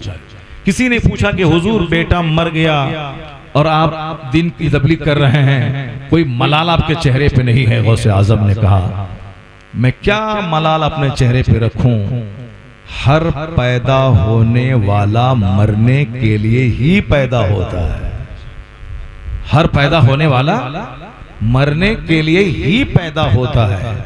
जिस दिन मेरे घर कोई बच्चा पैदा होता है मैं समझ लेता हूं कि ये मरने के लिए ही पैदा हुआ है। तो जब पैदा होने के दिन ही मैंने उसको मुर्दा समझ लिया, तो आज उनके मरने की खबर सुनने के बाद क्या मैं परेशान हो जाऊं? ये गौसे आजम की जिंदगी हमारे लिए मॉडल है। जो बेटी की मौत के बाद पागल हो गया, जो बेटी की मौत के बाद दीवाना हो गया, बीवी के मरने के बाद कसम खा लिया कब शादी नहीं करेंगे, ये ऐसा हमारे ही साथ क्यों हो गया?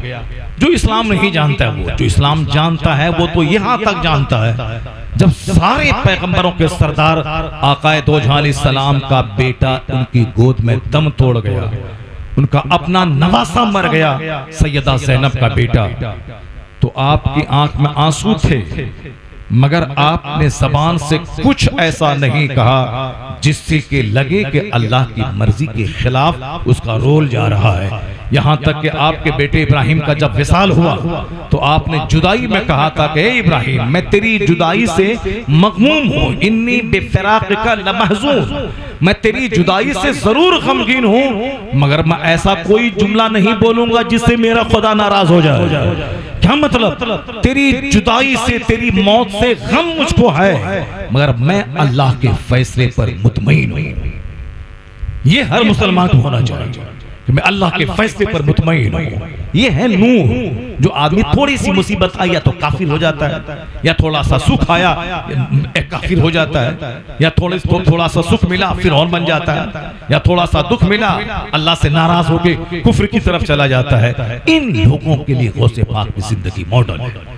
सरकार गौसे पाक बैठे हुए किसी ने आके बोला, हुजूर वो जहाज, वो कश्ती जो माल से लदी हुई थी पानी में डूब गई। अगर ये खबर आपको कह दे कि जो आज जुमा की नमाज में हम तकरीर कर रहे थे, नमाज खत्म होने के बाद एक टोटो नया एक बंदा लाया था, वो उधर लगा करके नमाज जुमा पढ़ने के लिए आया था। नमाज जुमा के बाद पता चला टोटो कोई चोरी कर लिया। वही टोटो वो जो होता है रिक्शा वाला, ऑटो रिक्शा, इलेक्ट्रिक रिक्शा चोरी कर लिया। अब जिस बेचारी की वही पूंजी थी 2 लाख रुपए के टोटो नया निकाल के लाया था, अब उसके दिल पे क्या गुजर रहा होगा। खबीस मरदूद रजील किस्म का आदमी टोटो को भी नहीं छोड़ा, हैंडल तो लॉक तोड़ करके लेके चला गया चोरवा। सारी जिंदगी चोरी करता रहेगा वो। लेकिन आदमी है, आदमी पे क्या गुजरता है वो तो आदमी का चेहरा बताता है। गौसे आजम का जहाज, वो कश्ती डूब गई, माल से लदी हुई, आज के वैल्यू के हिसाब से करोड़ों का माल। गौसे आजम के पास जब खबर आई कि वो कश्ती डूब गई तो गौसे आजम रोने नहीं लगे, मगमूम नहीं हुए। आपने क्या कहा? सर झुकाया, दिल की तरफ देखा, उसके बाद सर उठा के कहा अल्हम्दुलिल्लाह। क्या कहा? जोर से बोलिए, अल्हम्दुलिल्लाह। फिर उसके बाद किसी ने आके कहा कि हुजूर जो कश्ती डूब गई थी वो कश्ती किनारे लग गई, माल बिल्कुल सलामत है। अगर आपको कोई कहते कि वो जो टोटो चोरी हुआ था वो टोटो मिल गया फला जगह है, ये उछल के कूद करके जाके लड्डू खरीद के लाएगा, मौलाना साहब फातिहा पढ़ दीजिए, इसके अलावा और कुछ उछल जाएगा। तो गौसे आजम के पास जब खबर पहुंची तो उछले नहीं आप, बल्कि फिर निगाह नीची करके दिल की तरफ ध्यान दिया। उसके बाद फिर कहा अल्हम्दुलिल्लाह। मुरीद ने कहा कि हुजूर माल लूट गया तो अल्हम्दुलिल्लाह, अब माल मिल गया तो अल्हम्दुलिल्लाह। हुजूर माल अगर लूट जाता है, चोरी हो जाता है, तो बंदा गम का इजहार करता, कहता इन्ना लिल्लाहि व इन्ना इलैहि राजिऊन। जब माल मिल जाता है तो फरहत और साथ के साथ कहता है अल्हम्दुलिल्लाह, माशाअल्लाह, सुभान अल्लाह।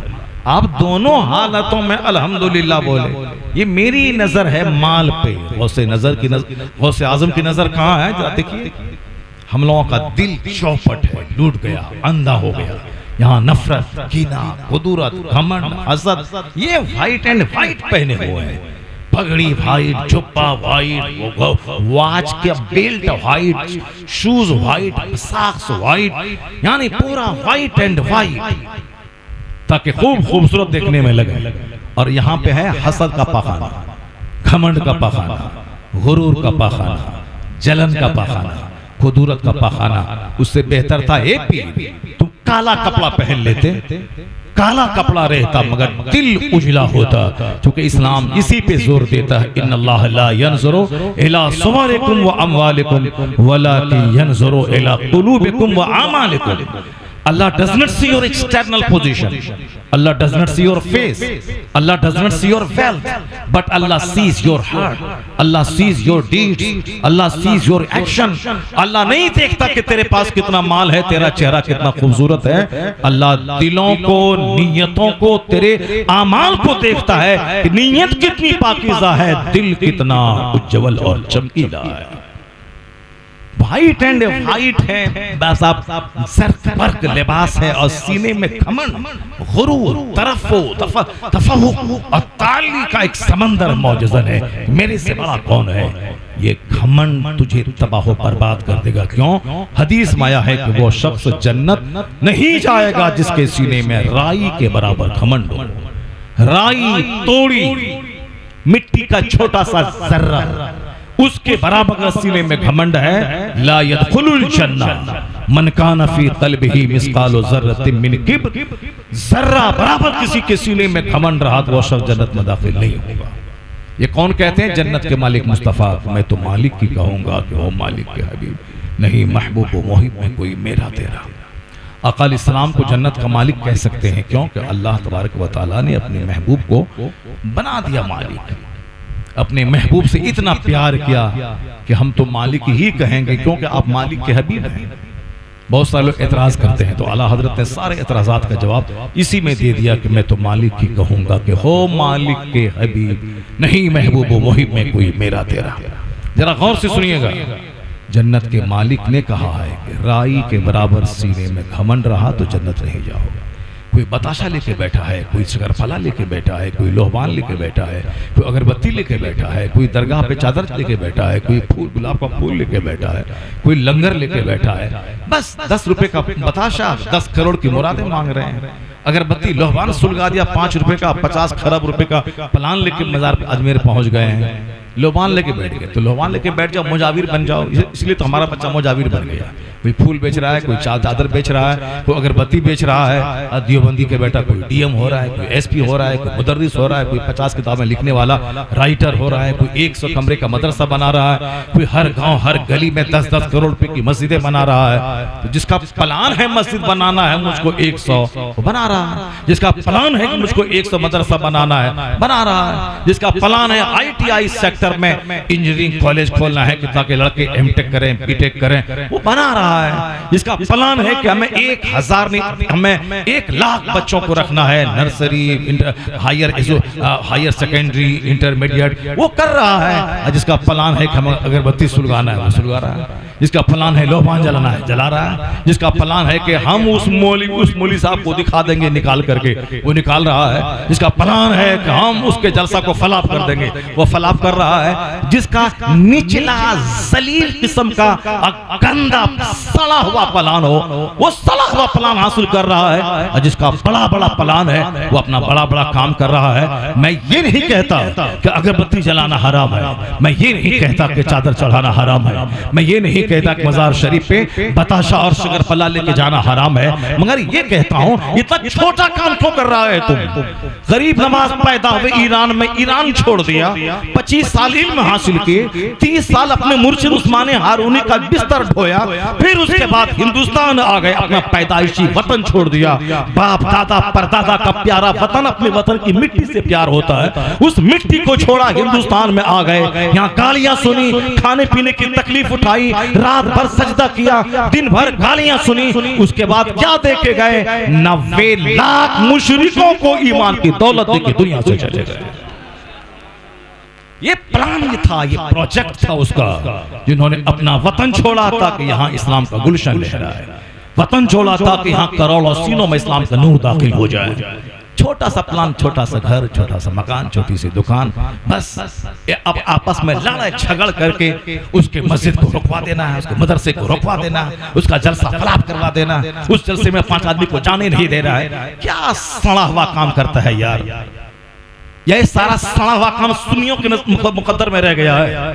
परसों में गया था एक जगह, वही जहां मैं फर्स्ट बार पढ़ने के बाद गया था नौकरी करने के लिए, जहानाबाद, उस वही परसों प्रोग्राम था मेरा, परसों रात में वहां से लौट के मैं कल सुबह आया हूँ और आज मैं यहाँ आया हूँ। परसों मेरा प्रोग्राम था, 35 साल के बाद लोगों ने मुझको वहाँ बुलाया था तकरीर करने के लिए। अब आप पहले तो एक इमाम साहब थे छोटा मोटा, अब सारा हिंदुस्तान जानता है, तो आइए हमारे यहाँ बुलाया था, अपनी गाड़ी से गए थे वहाँ पे। अब वहाँ लड़का बोला हुजूर, जबकि वहाँ पहले आला हजरत का नाम लोग कम लेते थे, सबके सब सुन्नी कुल्ली टाइप के थे, मगर एक जुनून मुझको सवार था कि सबको सुन्नी बनाना है। मैं जब पता चलता कि पटना में जो शरिया आए हैं, कमांडर टाटा 407 का जमाना था वो 30 साल पहले, उसको लेता था, दौड़ के पटना आ गए, अलहमद रजविया सबको मुरीद करवाया।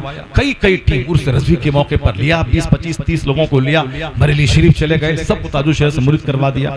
यानी एक जुनून था उस वक्त में। हालांकि तकरीर वकरीर क्या करेंगे, आज से 30 साल पहले, नए कल फारिग हुए हैं, मगर एक जुनून था। वहाबी, देवबंदी, नजदी, तबलीगी जमात के खिलाफ रद्द करना, उसके खिलाफ बोलना, आला हजरत मसलक आला हजरत सरकार ताजुल शरिया बरेली शरीफ, ये यही एक मिशन ही था। उस मिशन का फायदा ये निकला कि आज 35 साल के बाद वो पूरा इलाका रज़वियों और आला हजरत के मानने वालों का इलाका हो गया, उसका यह फायदा। हाँ, लेकिन इसका दूसरा पहलू, वहां का चंद नौजवान का हुजूर, ये देवबंदी तरक्की पर तरक्की करता जा रहा और हम लोग आपस में लड़ रहे हैं। सब बड़ा बनना चाहता है, कोई किसी को मानना नहीं चाहता है, कोई किसी की सरदारी इमामत कबूल नहीं करना चाहता है, सब आपस में लड़ रहा, अपना खूंटा गाड़ना चाहता है, मेरा चलेगा मेरा चलेगा मेरा चलेगा। उन्होंने कहा था कि 35 साल पहले आपने सलाम जारी किया था, यहाँ से शहर में आवाज पहुंचती थी तो आपसे लड़ने के लिए देवबंदी बड़ी मस्जिद का इमाम आपके पास आ गया था, तुम यहाँ फितना फैलाने के लिए आया है। हम लोग सब वहां आए थे और कहे थे कि खबरदार भागो यहाँ से, फितना नहीं फैलाने आया है, ये सुन्नियत का पैगाम आम करने के लिए आया। डांटा के वो बड़ी मस्जिद का इमाम भागा वहां से। कहा हुजूर, आज वही सलाम पढ़ने वाला आपस में टूटा हुआ। जुलूस मोहम्मदी में पहले कितने लोग निकलते थे, अगर आपने देखा होगा, आज शहर के एक कोने से लेकर दूसरे कोने तक 12वीं शरीफ का जुलूस निकलता है। सारे मुसलमान काफी देख के दंग रहते हैं, इतना बड़ा जुलूस शहर को, पूरे शहर को घेर ले अपने दामन में, लेकिन सब अपना खूंटा अलग गाड़ना चाहता है। हमारा जुलूस अलग निकलेगा, हमारा अलग निकलेगा, ये ब्रांड किसी का, वो ब्रांड किसी का, व्हाइट ब्रांड किसी का, ग्रीन ब्रांड, ये सारा काम कर रहा है। हजरत ये लोग आपस में टूट के मर जाएंगे, ये लोग इस कदर नफरतों में डूबने का। हाँ बेटे, यही हाल पूरे हिंदुस्तान का है, बड़ी बड़ी खानकाहों का है, छोटे छोटे मदरसों का है। एक शहर में 5 मस्जिदें हैं, 5 मस्जिद का इमाम किसी से बात नहीं करना चाहता है, सब अपने आप को सबसे बात समझता है कि वो मेरे पास आएगा, हम उसके पास क्यों जाएंगे। ये इस्लाम जिस दिन पढ़ लेता, ये कहता कि सुन्नियत को मजबूत करने के लिए तुम अगर मेरे पास नहीं आओगे, मैं तेरे पास चल के आता हूँ। दिल्ली में एक बुजुर्ग थे जो समा के खिलाफ थे, यानी कव्वाली के खिलाफ थे, और मसले के हक यही है, वो समा के खिलाफ थे। दूसरे बुजुर्ग थे जो नमाज, रोजे, हज, ज़कात, तहज्जुद, इशराक, चाश्त, अवाबीन सारी नेकियां करते थे। हकीकत में वो नेक थे, मगर उनकी एक कमजोरी थी, वो समा सुनते थे। तो आजकल के डीजे वाला समा नहीं सुनते थे। आज से ये 500-600 साल पहले की बात है। उस वक्त में न डीजे था, न इस तरह की हारमोनियम तबला बाजा था, बस सिर्फ ढोल ढाल था। वो मज़ामीर के साथ कव्वाली सुनते थे, या जो भी रहा हो। जब इस बुजुर्ग का इंतकाल होने लगा, ये हालत बेजा में आ गए।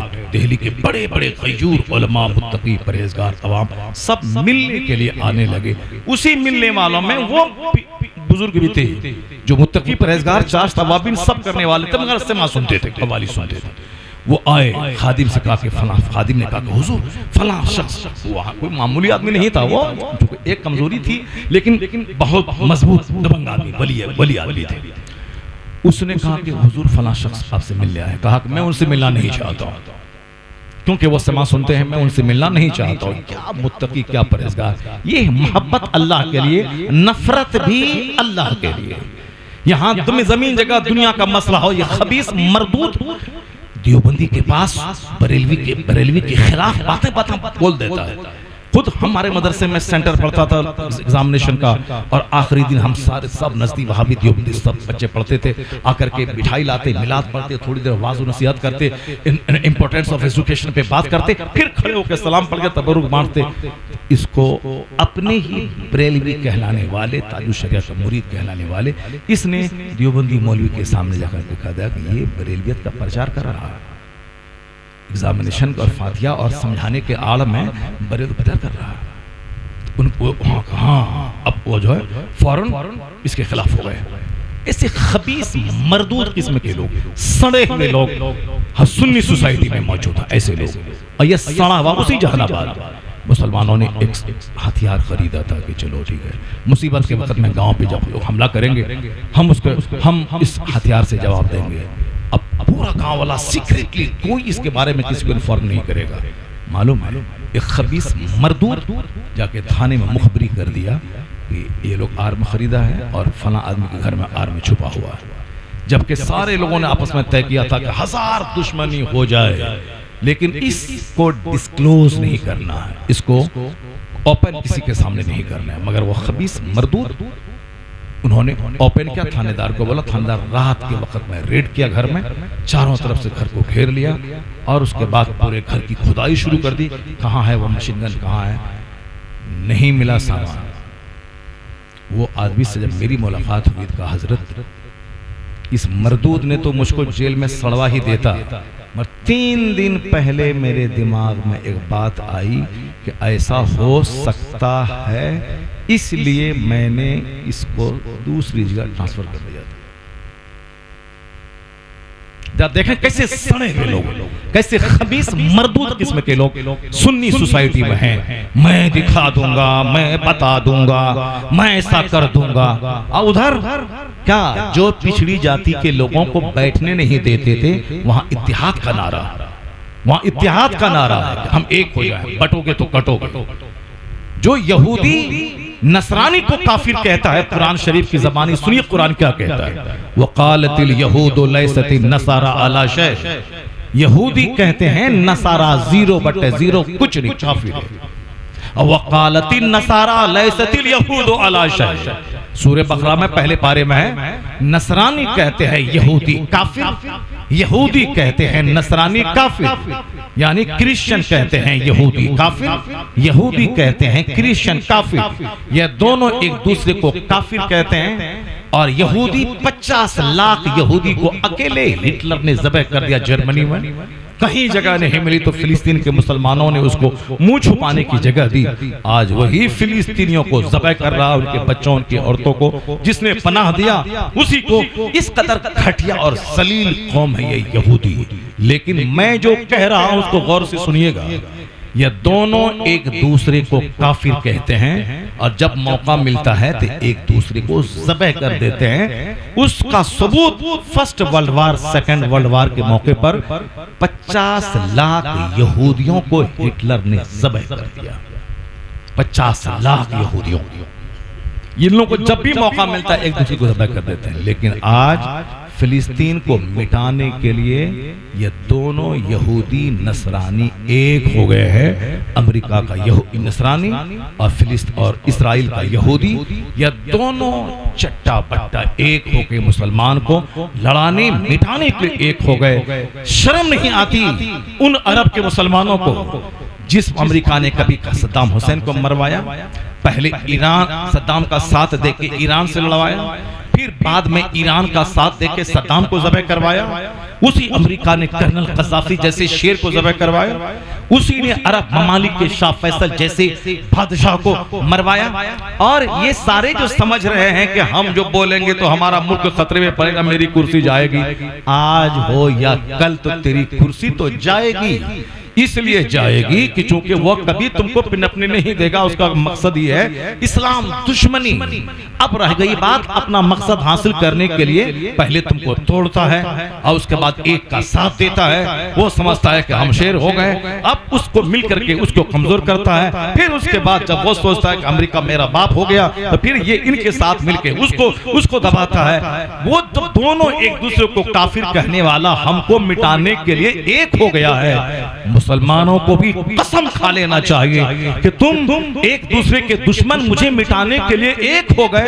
अब हम भी तमाम शेख, सैयद, पठान, जुल्हान, नदाफ, अंसारी, मंसूरी सारी जंगों को छोड़कर मुस्तफा का गुलाम होने के नाते हम भी अब एक हो गए हैं इस्लाम बचाने के लिए।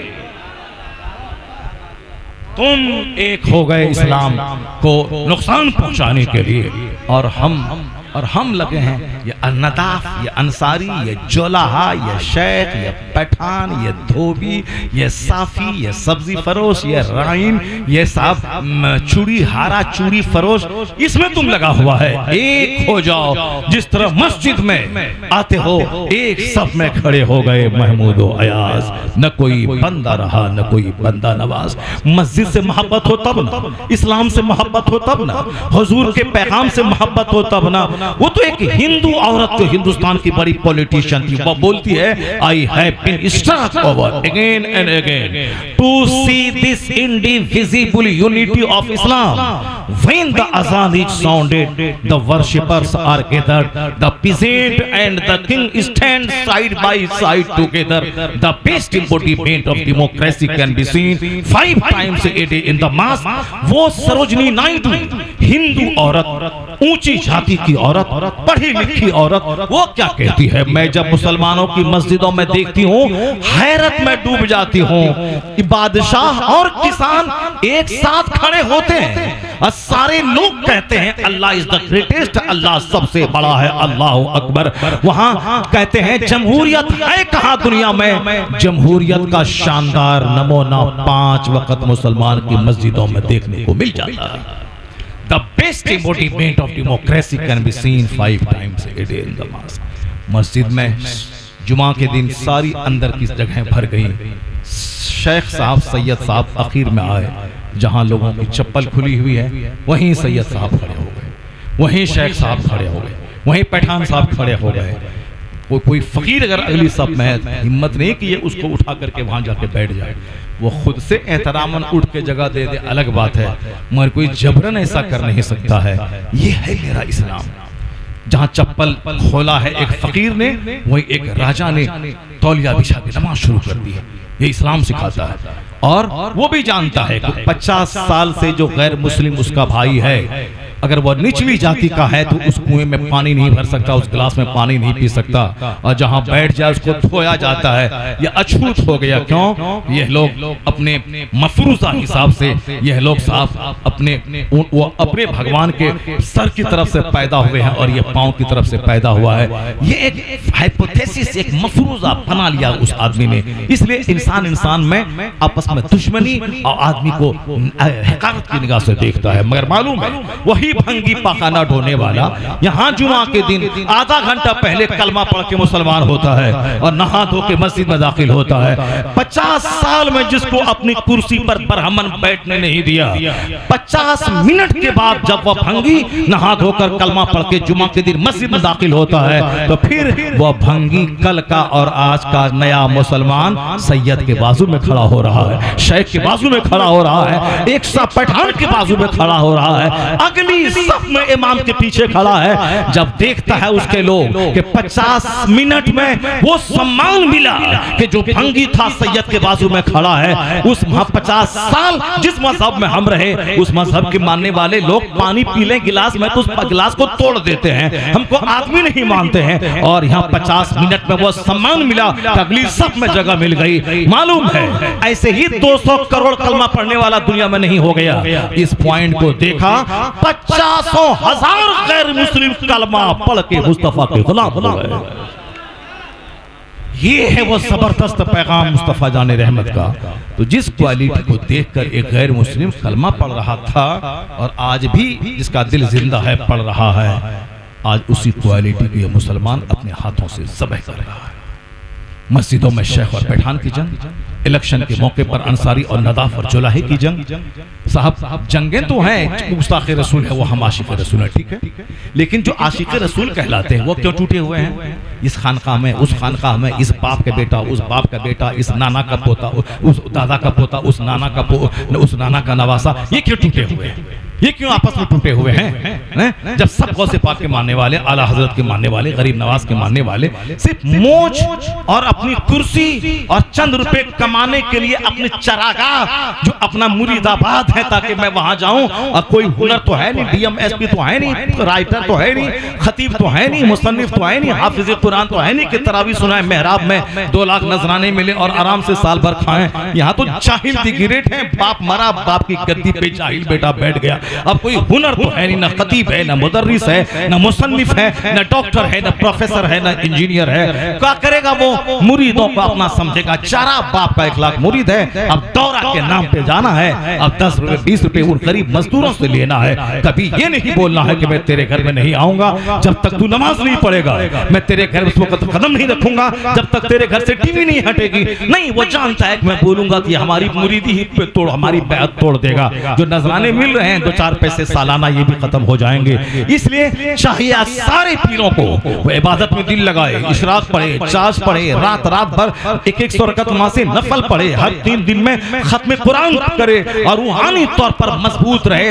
महीने में 10 बार रोजा रखे ताकि माल पे नजरे सारा नफ्स मिट चुका हो। तो बड़े बड़े साहूकार, बड़े बड़े जमींदार उनके दरवाजे पे एक झलक देखने और दुआ लेने के लिए आ जाएं। दुनिया से बेनियाज हो जाओ, बादशाह तेरा तलवा चाटने चूमने के लिए हाजिर हो जाएगा। लेकिन जब चाश नहीं होगा, इशराक नहीं होगा, तहज्जुद नहीं होगी, जब वहां पे वो अपने नफ्स को मारना नहीं होगा, फिर नजर माल पे रहेगा मुरीदों पे कि मुरीद को मुझसे तकलीफ ना हो जाए ताकि मेरी आमदनी घट न जाए, मेरा मुरीद मुझसे नाराज न हो जाए ताकि मेरी आमदनी न घट जाए। लानत है उस सोच पर जो सोच अपने मुरीदों से पैसा लेके पेट पालने वाली सोच हो। अपने बच्चों को पढ़ाओ। मुरीद पीर बाप के बराबर होता है। बाप अपनी औलाद के सामने हाथ नहीं फैलाता है। औलाद अपनी मर्जी से बाप की खिदमत करे तो बाप वो अपने फर्जंद का डिसिप्लिन है। बाप की गैरत नहीं गवारा करती कि बेटे के सामने हाथ फैलाएं। गैरतमंद बाप मुसीबतों में रहते मेरे बेटे के सामने हाथ नहीं फैलाता है। तो मुरीद पीर वो अपने मुरीदों का बाप होता है। पीर अपने मुरीद के सामने हाथ फैला है। मैंने अपनी आंखों से देखा अभी 2 महीना पहले। हाँ, अम्मी आपको याद कर रही थी। अब मुरीद बेटा निकाला 10,000 रुपए दे दिया, ये अम्मी को दे दीजिएगा। बस आप फला याद कर रहे थे, निकाला 10,000 रुपए, ये उनको दे दीजिएगा। यहाँ अम्मी याद कर रही थी, मम्मी याद कर रही थी। जब कुछ नहीं है कोई हुनर तो मम्मी की इज्जत बेच के पैसा तो लोगे। अपनी मुरीद की मम्मी हो गई, उस मम्मी ने सलाम कहा है। गरीब को तो सलाम कहना नहीं है, जहां से नजराने मिले वहां सलाम कहना है। क्यों समीर फरोशी वाला काम करता है?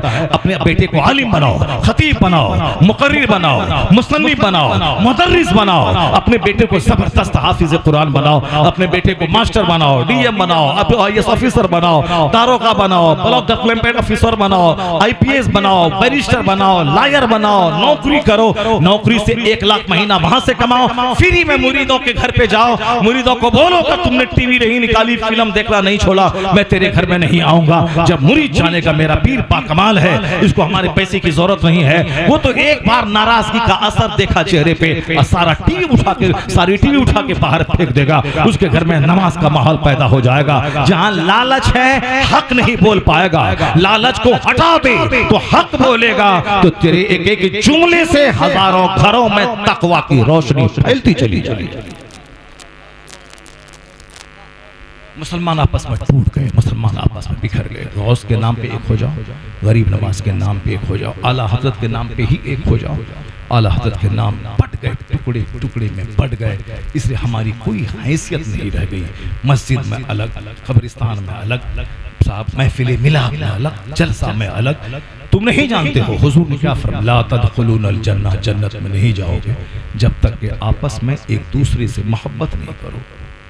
ला तदखुलूनल जन्नह हत्ता तुमिनु वला तुमिनु हत्ता तहब्बू। बुखारी शरीफ और मुस्लिम शरीफ दोनों जबरदस्त किताबों में यह हदीस पाक मौजूद है। हजरत अबू हुरैरा इसके रावी फरमाते हैं, हुजूर ने कहा जन्नत में नहीं जाओगे जब तक कि परफेक्ट मोमिन न बन जाओ, और मोमिन नहीं बनोगे जब तक कि आपस में एक दूसरे से मोहब्बत न करो। वला तुमिनु हत्ता तहब्बू, नहीं मोमिन बनोगे। अपने मुंह में या मिट्ठू बनो, बीवी को तलाक भी दे दो, बोलो हम नहीं दिए हैं। माँ को 2-4 जूता लात चप्पल डेली मार, बोला हम माँ बाप के फरमा बरदार बेटे हैं। ये तमाशा दुनिया में हो रहा है। माँ बाप को खाने नहीं देना है, पीने नहीं देना है, का पैसा नहीं देना है। हम तो माँ बाप को नहीं सताते हैं, माँ बाप के वफादार हैं। यानी इस तरह के लोग हैं। हुजूर ने क्या फरमाया, जन्नत नहीं जाओगे जब तक के मोमिन नहीं बनो, और मोमिन नहीं बनोगे जब तक के आपस में एक दूसरे मोमिन भाई से मोहब्बत न करो। और हुजूर आगे फरमाते हैं एक तरीका मैं तुमको सिखाता हूँ, अवला अदुल्लुकुम अला शैइन इज़ा फ़अलतुमू तहाबबतुम अफ़्शुश सलाम बैनकुम। आका फरमाते हैं एक नुस्खा बताता हूँ, अगर तुमने अमल किया तो आपस में मोहब्बत पैदा हो जाएगी। वह नुस्खा है आपस में सलाम को फैला दो। औरत मर्द को, मर्द अपनी बीवी को, बाप बेटे को, बेटा बाप को, अमीर गरीब को, गरीब अमीर को, 80 साल का बूढ़ा बच्चे को, बच्चा बूढ़े को, कोई तखसीस नहीं करे, फैला दे सलाम को। जो भी नजर के सामने आए मोहब्बत से सलाम करे। ये सलाम से आपस में मोहब्बत पैदा होगी। जब मोहब्बत पैदा होगी तब ईमान स्ट्रांग हो जाएगा। ईमान मजबूत करने के लिए आपस में मोहब्बतें जरूरी है। 100 की आबादी है, 100 पार्टी में लोग बटे हुए हैं, सब मुंह में मिट्ठू बने हुए कि वो आएगा तब ना हम जाएंगे, हम क्यों दब करके उनके सामने जाएं। ये वह लोग हैं जो इस्लाम नहीं जानते। मालूम है एक सहाबी ने दूसरे को कह दिया, एक काली औरत का बेटा या इब्न सौदा, कालिन का बेटा, इंसान है, जबान से निकल गया, गुस्सा आया, निकल गया। उस शख्स ने हुजूर से शिकायत कर दी, सरकार इन्होंने मुझको कालिन का बेटा कहा है, काली औरत का बेटा कहा है, जबकि इस्लाम ने तो काले और गोरे का फर्क मिटा दिया, ये हमको काली औरत का बेटा कहा है। अकाल इस्लाम मेंबर पे चढ़ गए। उसके बाद फरमाया अफीकुमुल जाहिलिया इलल आन, क्या अब तक तुम में जाहिलियत बाकी है? इतना कहना था कि जिसने कालीन औरत का बेटा इब्न सौदा कहा था वो जमीन पे लेट गए और कहा, ए बिलाल तुम खड़े हो जाओ और अपने अपने पांव से मेरे चेहरे को रौंद डालो कि मैंने ऐसा जुमला क्यों निकाला। हदीस का लफ्ज है, तुम खड़े हो जाओ और अपने पांव से मेरे चेहरे को रौंद डालो कि मैंने ऐसा जुमला जबान से क्यों निकाला। ये है एहसास, ये है अपनी गलती का एहसास। जब एहसास कोई दिलाए तो अकड़े नहीं, अगड़े नहीं। ये 2-4 सड़े हुए आदमी का नेता बनना कोई कमाल की चीज है क्या? 2-4 सड़े हुए आदमी का लीडर बनना, सड़ा हुआ आदमी, सड़ा इब्ने सड़ा, ये कोई बहादुरी है क्या? नफरतों को मोहब्बत में बदल दो, आपस में दूसरों को एक कर दो। तुम मर भी जाओगे तो अगर इस हालत में मर गए तो 5 सड़ा हुआ तेरे जनाजे में जाएगा।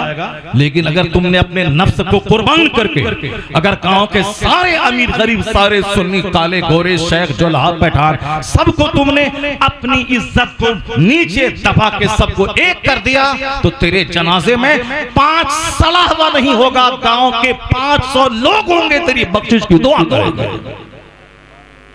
बड़ा काम क्यों नहीं करता है? बड़ा काम कर, बड़ी सोच रख, अपने आप को, अपने नफ्स को दबाता रहा, नफ्स का खून करता रहा। बस मैं अपनी गुफ्तगू खत्म करूं। एक सहाबी रसूल की निगरानी में एक फौज का दस्ता हुजूर ने रवाना फरमाया मुल्क शाम की तरफ। वह शाम जिसमें जॉर्डन, उर्दून, फिलिस्तीन, ये सारा खित्ता पुराना शाम कहलाता था। वहां गए, उस जगह को मैंने देखा है जहाँ अब्दुर्रहमान इब्न औफ, जहाँ अबू उबैदा इब्न जर्राह रज़ियल्लाहु ताला अन्हु का मज़ार पाक है, उनके मज़ार पे हाजिरी हुई। हजरत अबू उबैदा को, हजरत अबू उबैदा बाद में, पहले अमर इब्न आस को हुजूर ने एक फौज का दस्ता दिया, उसका अमीर बना के वहां काफिरों से जिहाद करने के लिए भेजा। जब वहां गए देखा दुश्मनों की फौज बहुत ज्यादा है, वहां से खत लिखा अमर इब्न आस ने आका अलैहिस्सलाम को, ये कहा कि हुजूर यहाँ फौज दुश्मन की बहुत ज्यादा है, इसलिए मजीद फौजी मदद भेजे जाएं। तो दूसरा मुहाजिरीन का दस्ता हुजूर ने तैयार किया। उस दस्ते का अमीर हजरत अबू उबैदा को बना करके हुजूर ने रवाना किया। कहा आपस में लड़ना मत, मोहब्बत से काम करना और दुश्मन से जिहाद करना। जब वह फौज, दोनों फौज आ गई, पहले बाद में 200 मुहाजिरीन का दस्ता अबू उबैदा रज़ियल्लाहु ताला अन्हु की निगरानी में आया। वो दस्ता, पहले जो दस्ता आया था अमर इब्न आस की निगरानी में आया था। ये दोनों आपस में थोड़ी सी एक बात हुई कि हम दोनों तो हुजूर के भेजे हुए हैं, अब इन दोनों का अमीर कौन होगा? अबू उबैदा ने कहा कि हमको हुजूर ने अमीर बना के भेजा, मैं अमीर होऊंगा, मेरी निगरानी में जंग लड़ी जाएगी। अमर इब्न आस ने कहा, दोनों जल्लुल क़द्र सहाबी। अबू उबैदा का टाइटल अमीनुल उम्मा है। हुजूर ने कहा हर उम्मत में एक अमीन होता है, मेरी उम्मत का अमीन अबू उबैदा है, अमीनुल उम्मा। अमर इब्न आस फातिह मिस्र है, वो इतने मुदब्बिर सहाबी और बहादुर सहाबी। वह दोनों आपस में, उनके लोग आपस में भिड़ने वाले थे। चूंकि बात यह थी, अमर इब्ने आस ने कहा कि अमीर तो मैं ही रहूंगा, चूंकि हमको पहले हुजूर ने भेजा है, आप लोग मेरी मदद के लिए आए हैं तो आप लोग मेरी मदद कीजिए, अमीर तो मैं ही रहूंगा। हजरत अबू उबैदा के साथ जो मुहाजिर लोग जो मक्का से हिजरत करके मदीना आए थे, उन लोगों ने कहा नहीं नहीं, अबू उबैदा हमारे अमीर लश्कर हैं, ये हमारे अमीर रहेंगे, मैं इनकी हिदायत पे लड़ूंगा। ये दोनों आपस में लड़ जाते, काफिर इन दोनों को दबोच लेते, लेकिन एक को तो पहल करना पड़ेगा। अगर दोनों बोलता हम कम है क्या, हम कम है क्या, हम अमीनुल उम्मा हैं, हम कम है क्या, हम कम है क्या, जैसे आजकल सड़े हुए लोग बोलते हैं हम उससे कम है क्या, मेरे पास दौलत है, मेरे पास बेटा है, मेरे पास चट्टी है, मेरे पास 50 लोग हैं, ए सड़ा हुआ मुसलमान कहना छोड़ दे अपने आप को। अगर मुसलमान कहना पसंद करता है, मुसलमान है, तो तेरे लिए मॉडल है मुस्तफा, तेरे लिए मॉडल है मुस्तफा के सहाबा। हुजूर ने फरमाया है सहाबी कन नुजूम, असहाबी कन नुजूम, मेरे सहाबा सितारों की तरह हैं, जिसकी पैरवी करोगे हिदायत पा जाओगे। सारे सहाबा बख्शाए, सारे सहाबा को अल्लाह ने बख्श दिया है, सब जन्नती हैं, जिसकी पैरवी करोगे हिदायत पाओगे। हजरत मेरे मुआविया हो या अमर इब्ने आस हो, वो सारे सहाबा बख्शाए, सबको अल्लाह ने बख्श दिया है। कुल्लु वअदल्लाहुल हुस्ना। आज इतिहास पढ़ने के बाद अगर कोई शैतानी चक्कर में पड़ के अमीर मुआविया रज़ियल्लाहु अन्हु को गाली देता है, वह शैतान जहन्नमी कुत्तों में से एक कुत्ता। बुजुर्गों ने कहा, आज से 1000 साल पहले के वलियों ने यही कहा, जो जब देखो किसी सहाबी को गाली दे रहा है तो समझ लो कि जहन्नमी कुत्तों में से एक कुत्ता है। और ऐसे भी कुत्ते समाज में बहुत सारे फिर रहे हैं, क्योंकि जब शरीयत की पाबंदी नहीं होगी तो लोग तबीयत की गुलामी लोग करेंगे। कुरान हदीस क्या कहता, कुछ नहीं, मोच, दौलत, गुरूर और घमंड। इसीलिए हुजूर ने कहा कि मगरूर जन्नत में नहीं जाएगा, राई बराबर घमंड इसके सीने में हो वो जन्नत में नहीं जाएगा। आका ने फरमाया, क्योंकि गुरूर आदमी को काफिर तक बना देता है, गुरूर आदमी को तलाक देने पर मजबूर करता है, फिर बाद में एहसास हो उसी तलाकशुदा बीवी को झूठ बोलकर रखने पर मजबूर कर देता है, तो वो औरत उसके लिए अजनबी हो गई, सारी जिंदगी सोहबत ज़िना है। और जितने बच्चे पैदा होंगे तलाक के बाद सब वलदुल ज़िना वलदुल हराम। जब लोगों का सीने में घमंड होगा, गुरूर होगा, उसको ऐसा ही काम करेगा, समाज में नाजायज और हरामी बच्चों की तादाद में इजाफा होगा। जब आप देख लें, मस्जिद का अदब, मदरसे का अदब, खानका का अदब, आलिमों का अदब, जलसे का अदब, सब अदब खत्म हो जाए तो समझ जाए कि वलदुल ज़िना की तादाद में इजाफा हो गया है। अब ये वलदुल ज़िना होंगे कैसे? कुफ्र बच गया, इस्लाम खत्म हो गया, निकाह टूट गया, मगर वो अपनी बीवी समझता रहा, बच्चा पैदा करता रहा, सारे बच्चे वलदुल ज़िना वलदुल हराम। बीवी को तलाक दे दिया, समाज के डर से छुपा लिया, झूठ बोल दिया, कोई गवाह नहीं, हमने नहीं दिया है, रख लिया। अब उससे ताल्लुक ज़िना, जितने बच्चे पैदा होंगे सब वलदुल ज़िना वलदुल हराम। नबी की तौहीन कर दी, अल्लाह की तौहीन कर दी, इस्लाम से निकल गया। अब उसके बाद समझाई हमारी बीवी है, जब इस्लाम ही खत्म हो गया तो निकाह खत्म हो गया, निकाह खत्म हुआ तो अब उससे ताल्लुक कायम करना ज़िना, जिसमें बच्चे पैदा होंगे वलदुल ज़िना वलदुल हराम। इसलिए हर मोमिन को बोलने से पहले सोचना होगा, कोई कुफ्रिया जुमला ज़बान से ना निकले, कोई ऐसा कुछ ना बोलो जिससे ईमान लूट जाए, ईमान लूटे, निकाह लूटे। आखिर जमाने में लोग परवाह नहीं करेंगे, दूसरों को हंसाने के लिए कुफ्र बकेंगे, निकाह भी टूटेगा, बच्चे हरामी पैदा होंगे, एहसास तक नहीं होगा। अब उसका पता कब चलेगा? जब लोग मस्जिद के सामने डीजे बजाएंगे, मौलाना को गाली देंगे, मौलाना को गाली देंगे, नाच देखेंगे, सब कुछ करेंगे, मगर तकरीर जिसमें हराम और हलाल की बात बताई जाए उसको बोझ समझेंगे। उनके मुताबिक जिए तो ठीक है, उनसे हट के शरीयत के मुताबिक काम कीजिए तो गलत है, गाली देने लगे। जब ऐसे लोग आलिम की तौहीन करता हुआ किसी को देखें, समझ जाएं कि जरूर इसकी बुनियाद में खता है, जरूर इसकी बुनियाद में खता है, वरना क्यों आलिम की तौहीन करेगा? आलिम अपने बाप दादा की बात तो नहीं करता है, आलिम तो कुरान बोलता है, आलिम तो हदीस बोलता है, आलिम तो हमारी इस्लाह की बातें करता है, आलिम तो हमें राइट और रॉन्ग का फर्क हमें बताता है। तो दुनिया में एक पान कोई खिला दे तो 50 बार सैल्यूट दागते हैं, जो हमें जन्नत का रास्ता दिन रात बताता है और उसकी कीमत हम करते हैं। ईमान अगर जिंदा रहा तो एक बंदा कभी आलिम की तौहीन नहीं करेगा, क्योंकि वह जानेगा मैं जिस पैगंबर का कलमा पढ़ता हूं उस पैगंबर का नाइब आलिम दीन होते हैं, नाइब रसूल आलिम दीन होते हैं। अल्लाह तबारक व तआला हम सबों को इस्लाम सीखने और समझने की तौफीक अता फरमाए। अमर इब्ने आस ने कहा, अमीर तो मैं बनूंगा, चूंकि हुजूर ने मुझको बना के भेजा है। अबू उबैदा ने कहा, अमीर लश्कर मुझको बना के हुजूर ने इसका भेजा है। मगर कहा कि नहीं। तो आम जो लोग आपके साथ में आए थे वह लोग तो बोले नहीं होगा, हमारा अमीर लश्कर तो आप रहेंगे। मगर हजरत अबू उबैदा ने क्या कहा, बढ़ के चले गए। बढ़ के तो किसी एक को जाना ही था। अबू उबैदा अमर इब्न आस के पास गए, जबकि आप जलीलुल कद्र सहाबी थे। उनके पास गए और कहे, ए अमर इब्न आस, अमीर लश्कर तुम ही रहेगा, मैं तेरी मातहती में जंग करूंगा। जब अमीर अबू उबैदा ने ऐसा कह दिया तो उसके मानने वाले जो 200 मुहाजिर आए थे सब ने कहा, मेरा सरदार कह दिया कि अमीर लश्कर अमर इब्न आस रहेंगे, तो हम भी सरदार की तायीद करते हैं, अमीर लश्कर अमर इब्न आस रहेगा।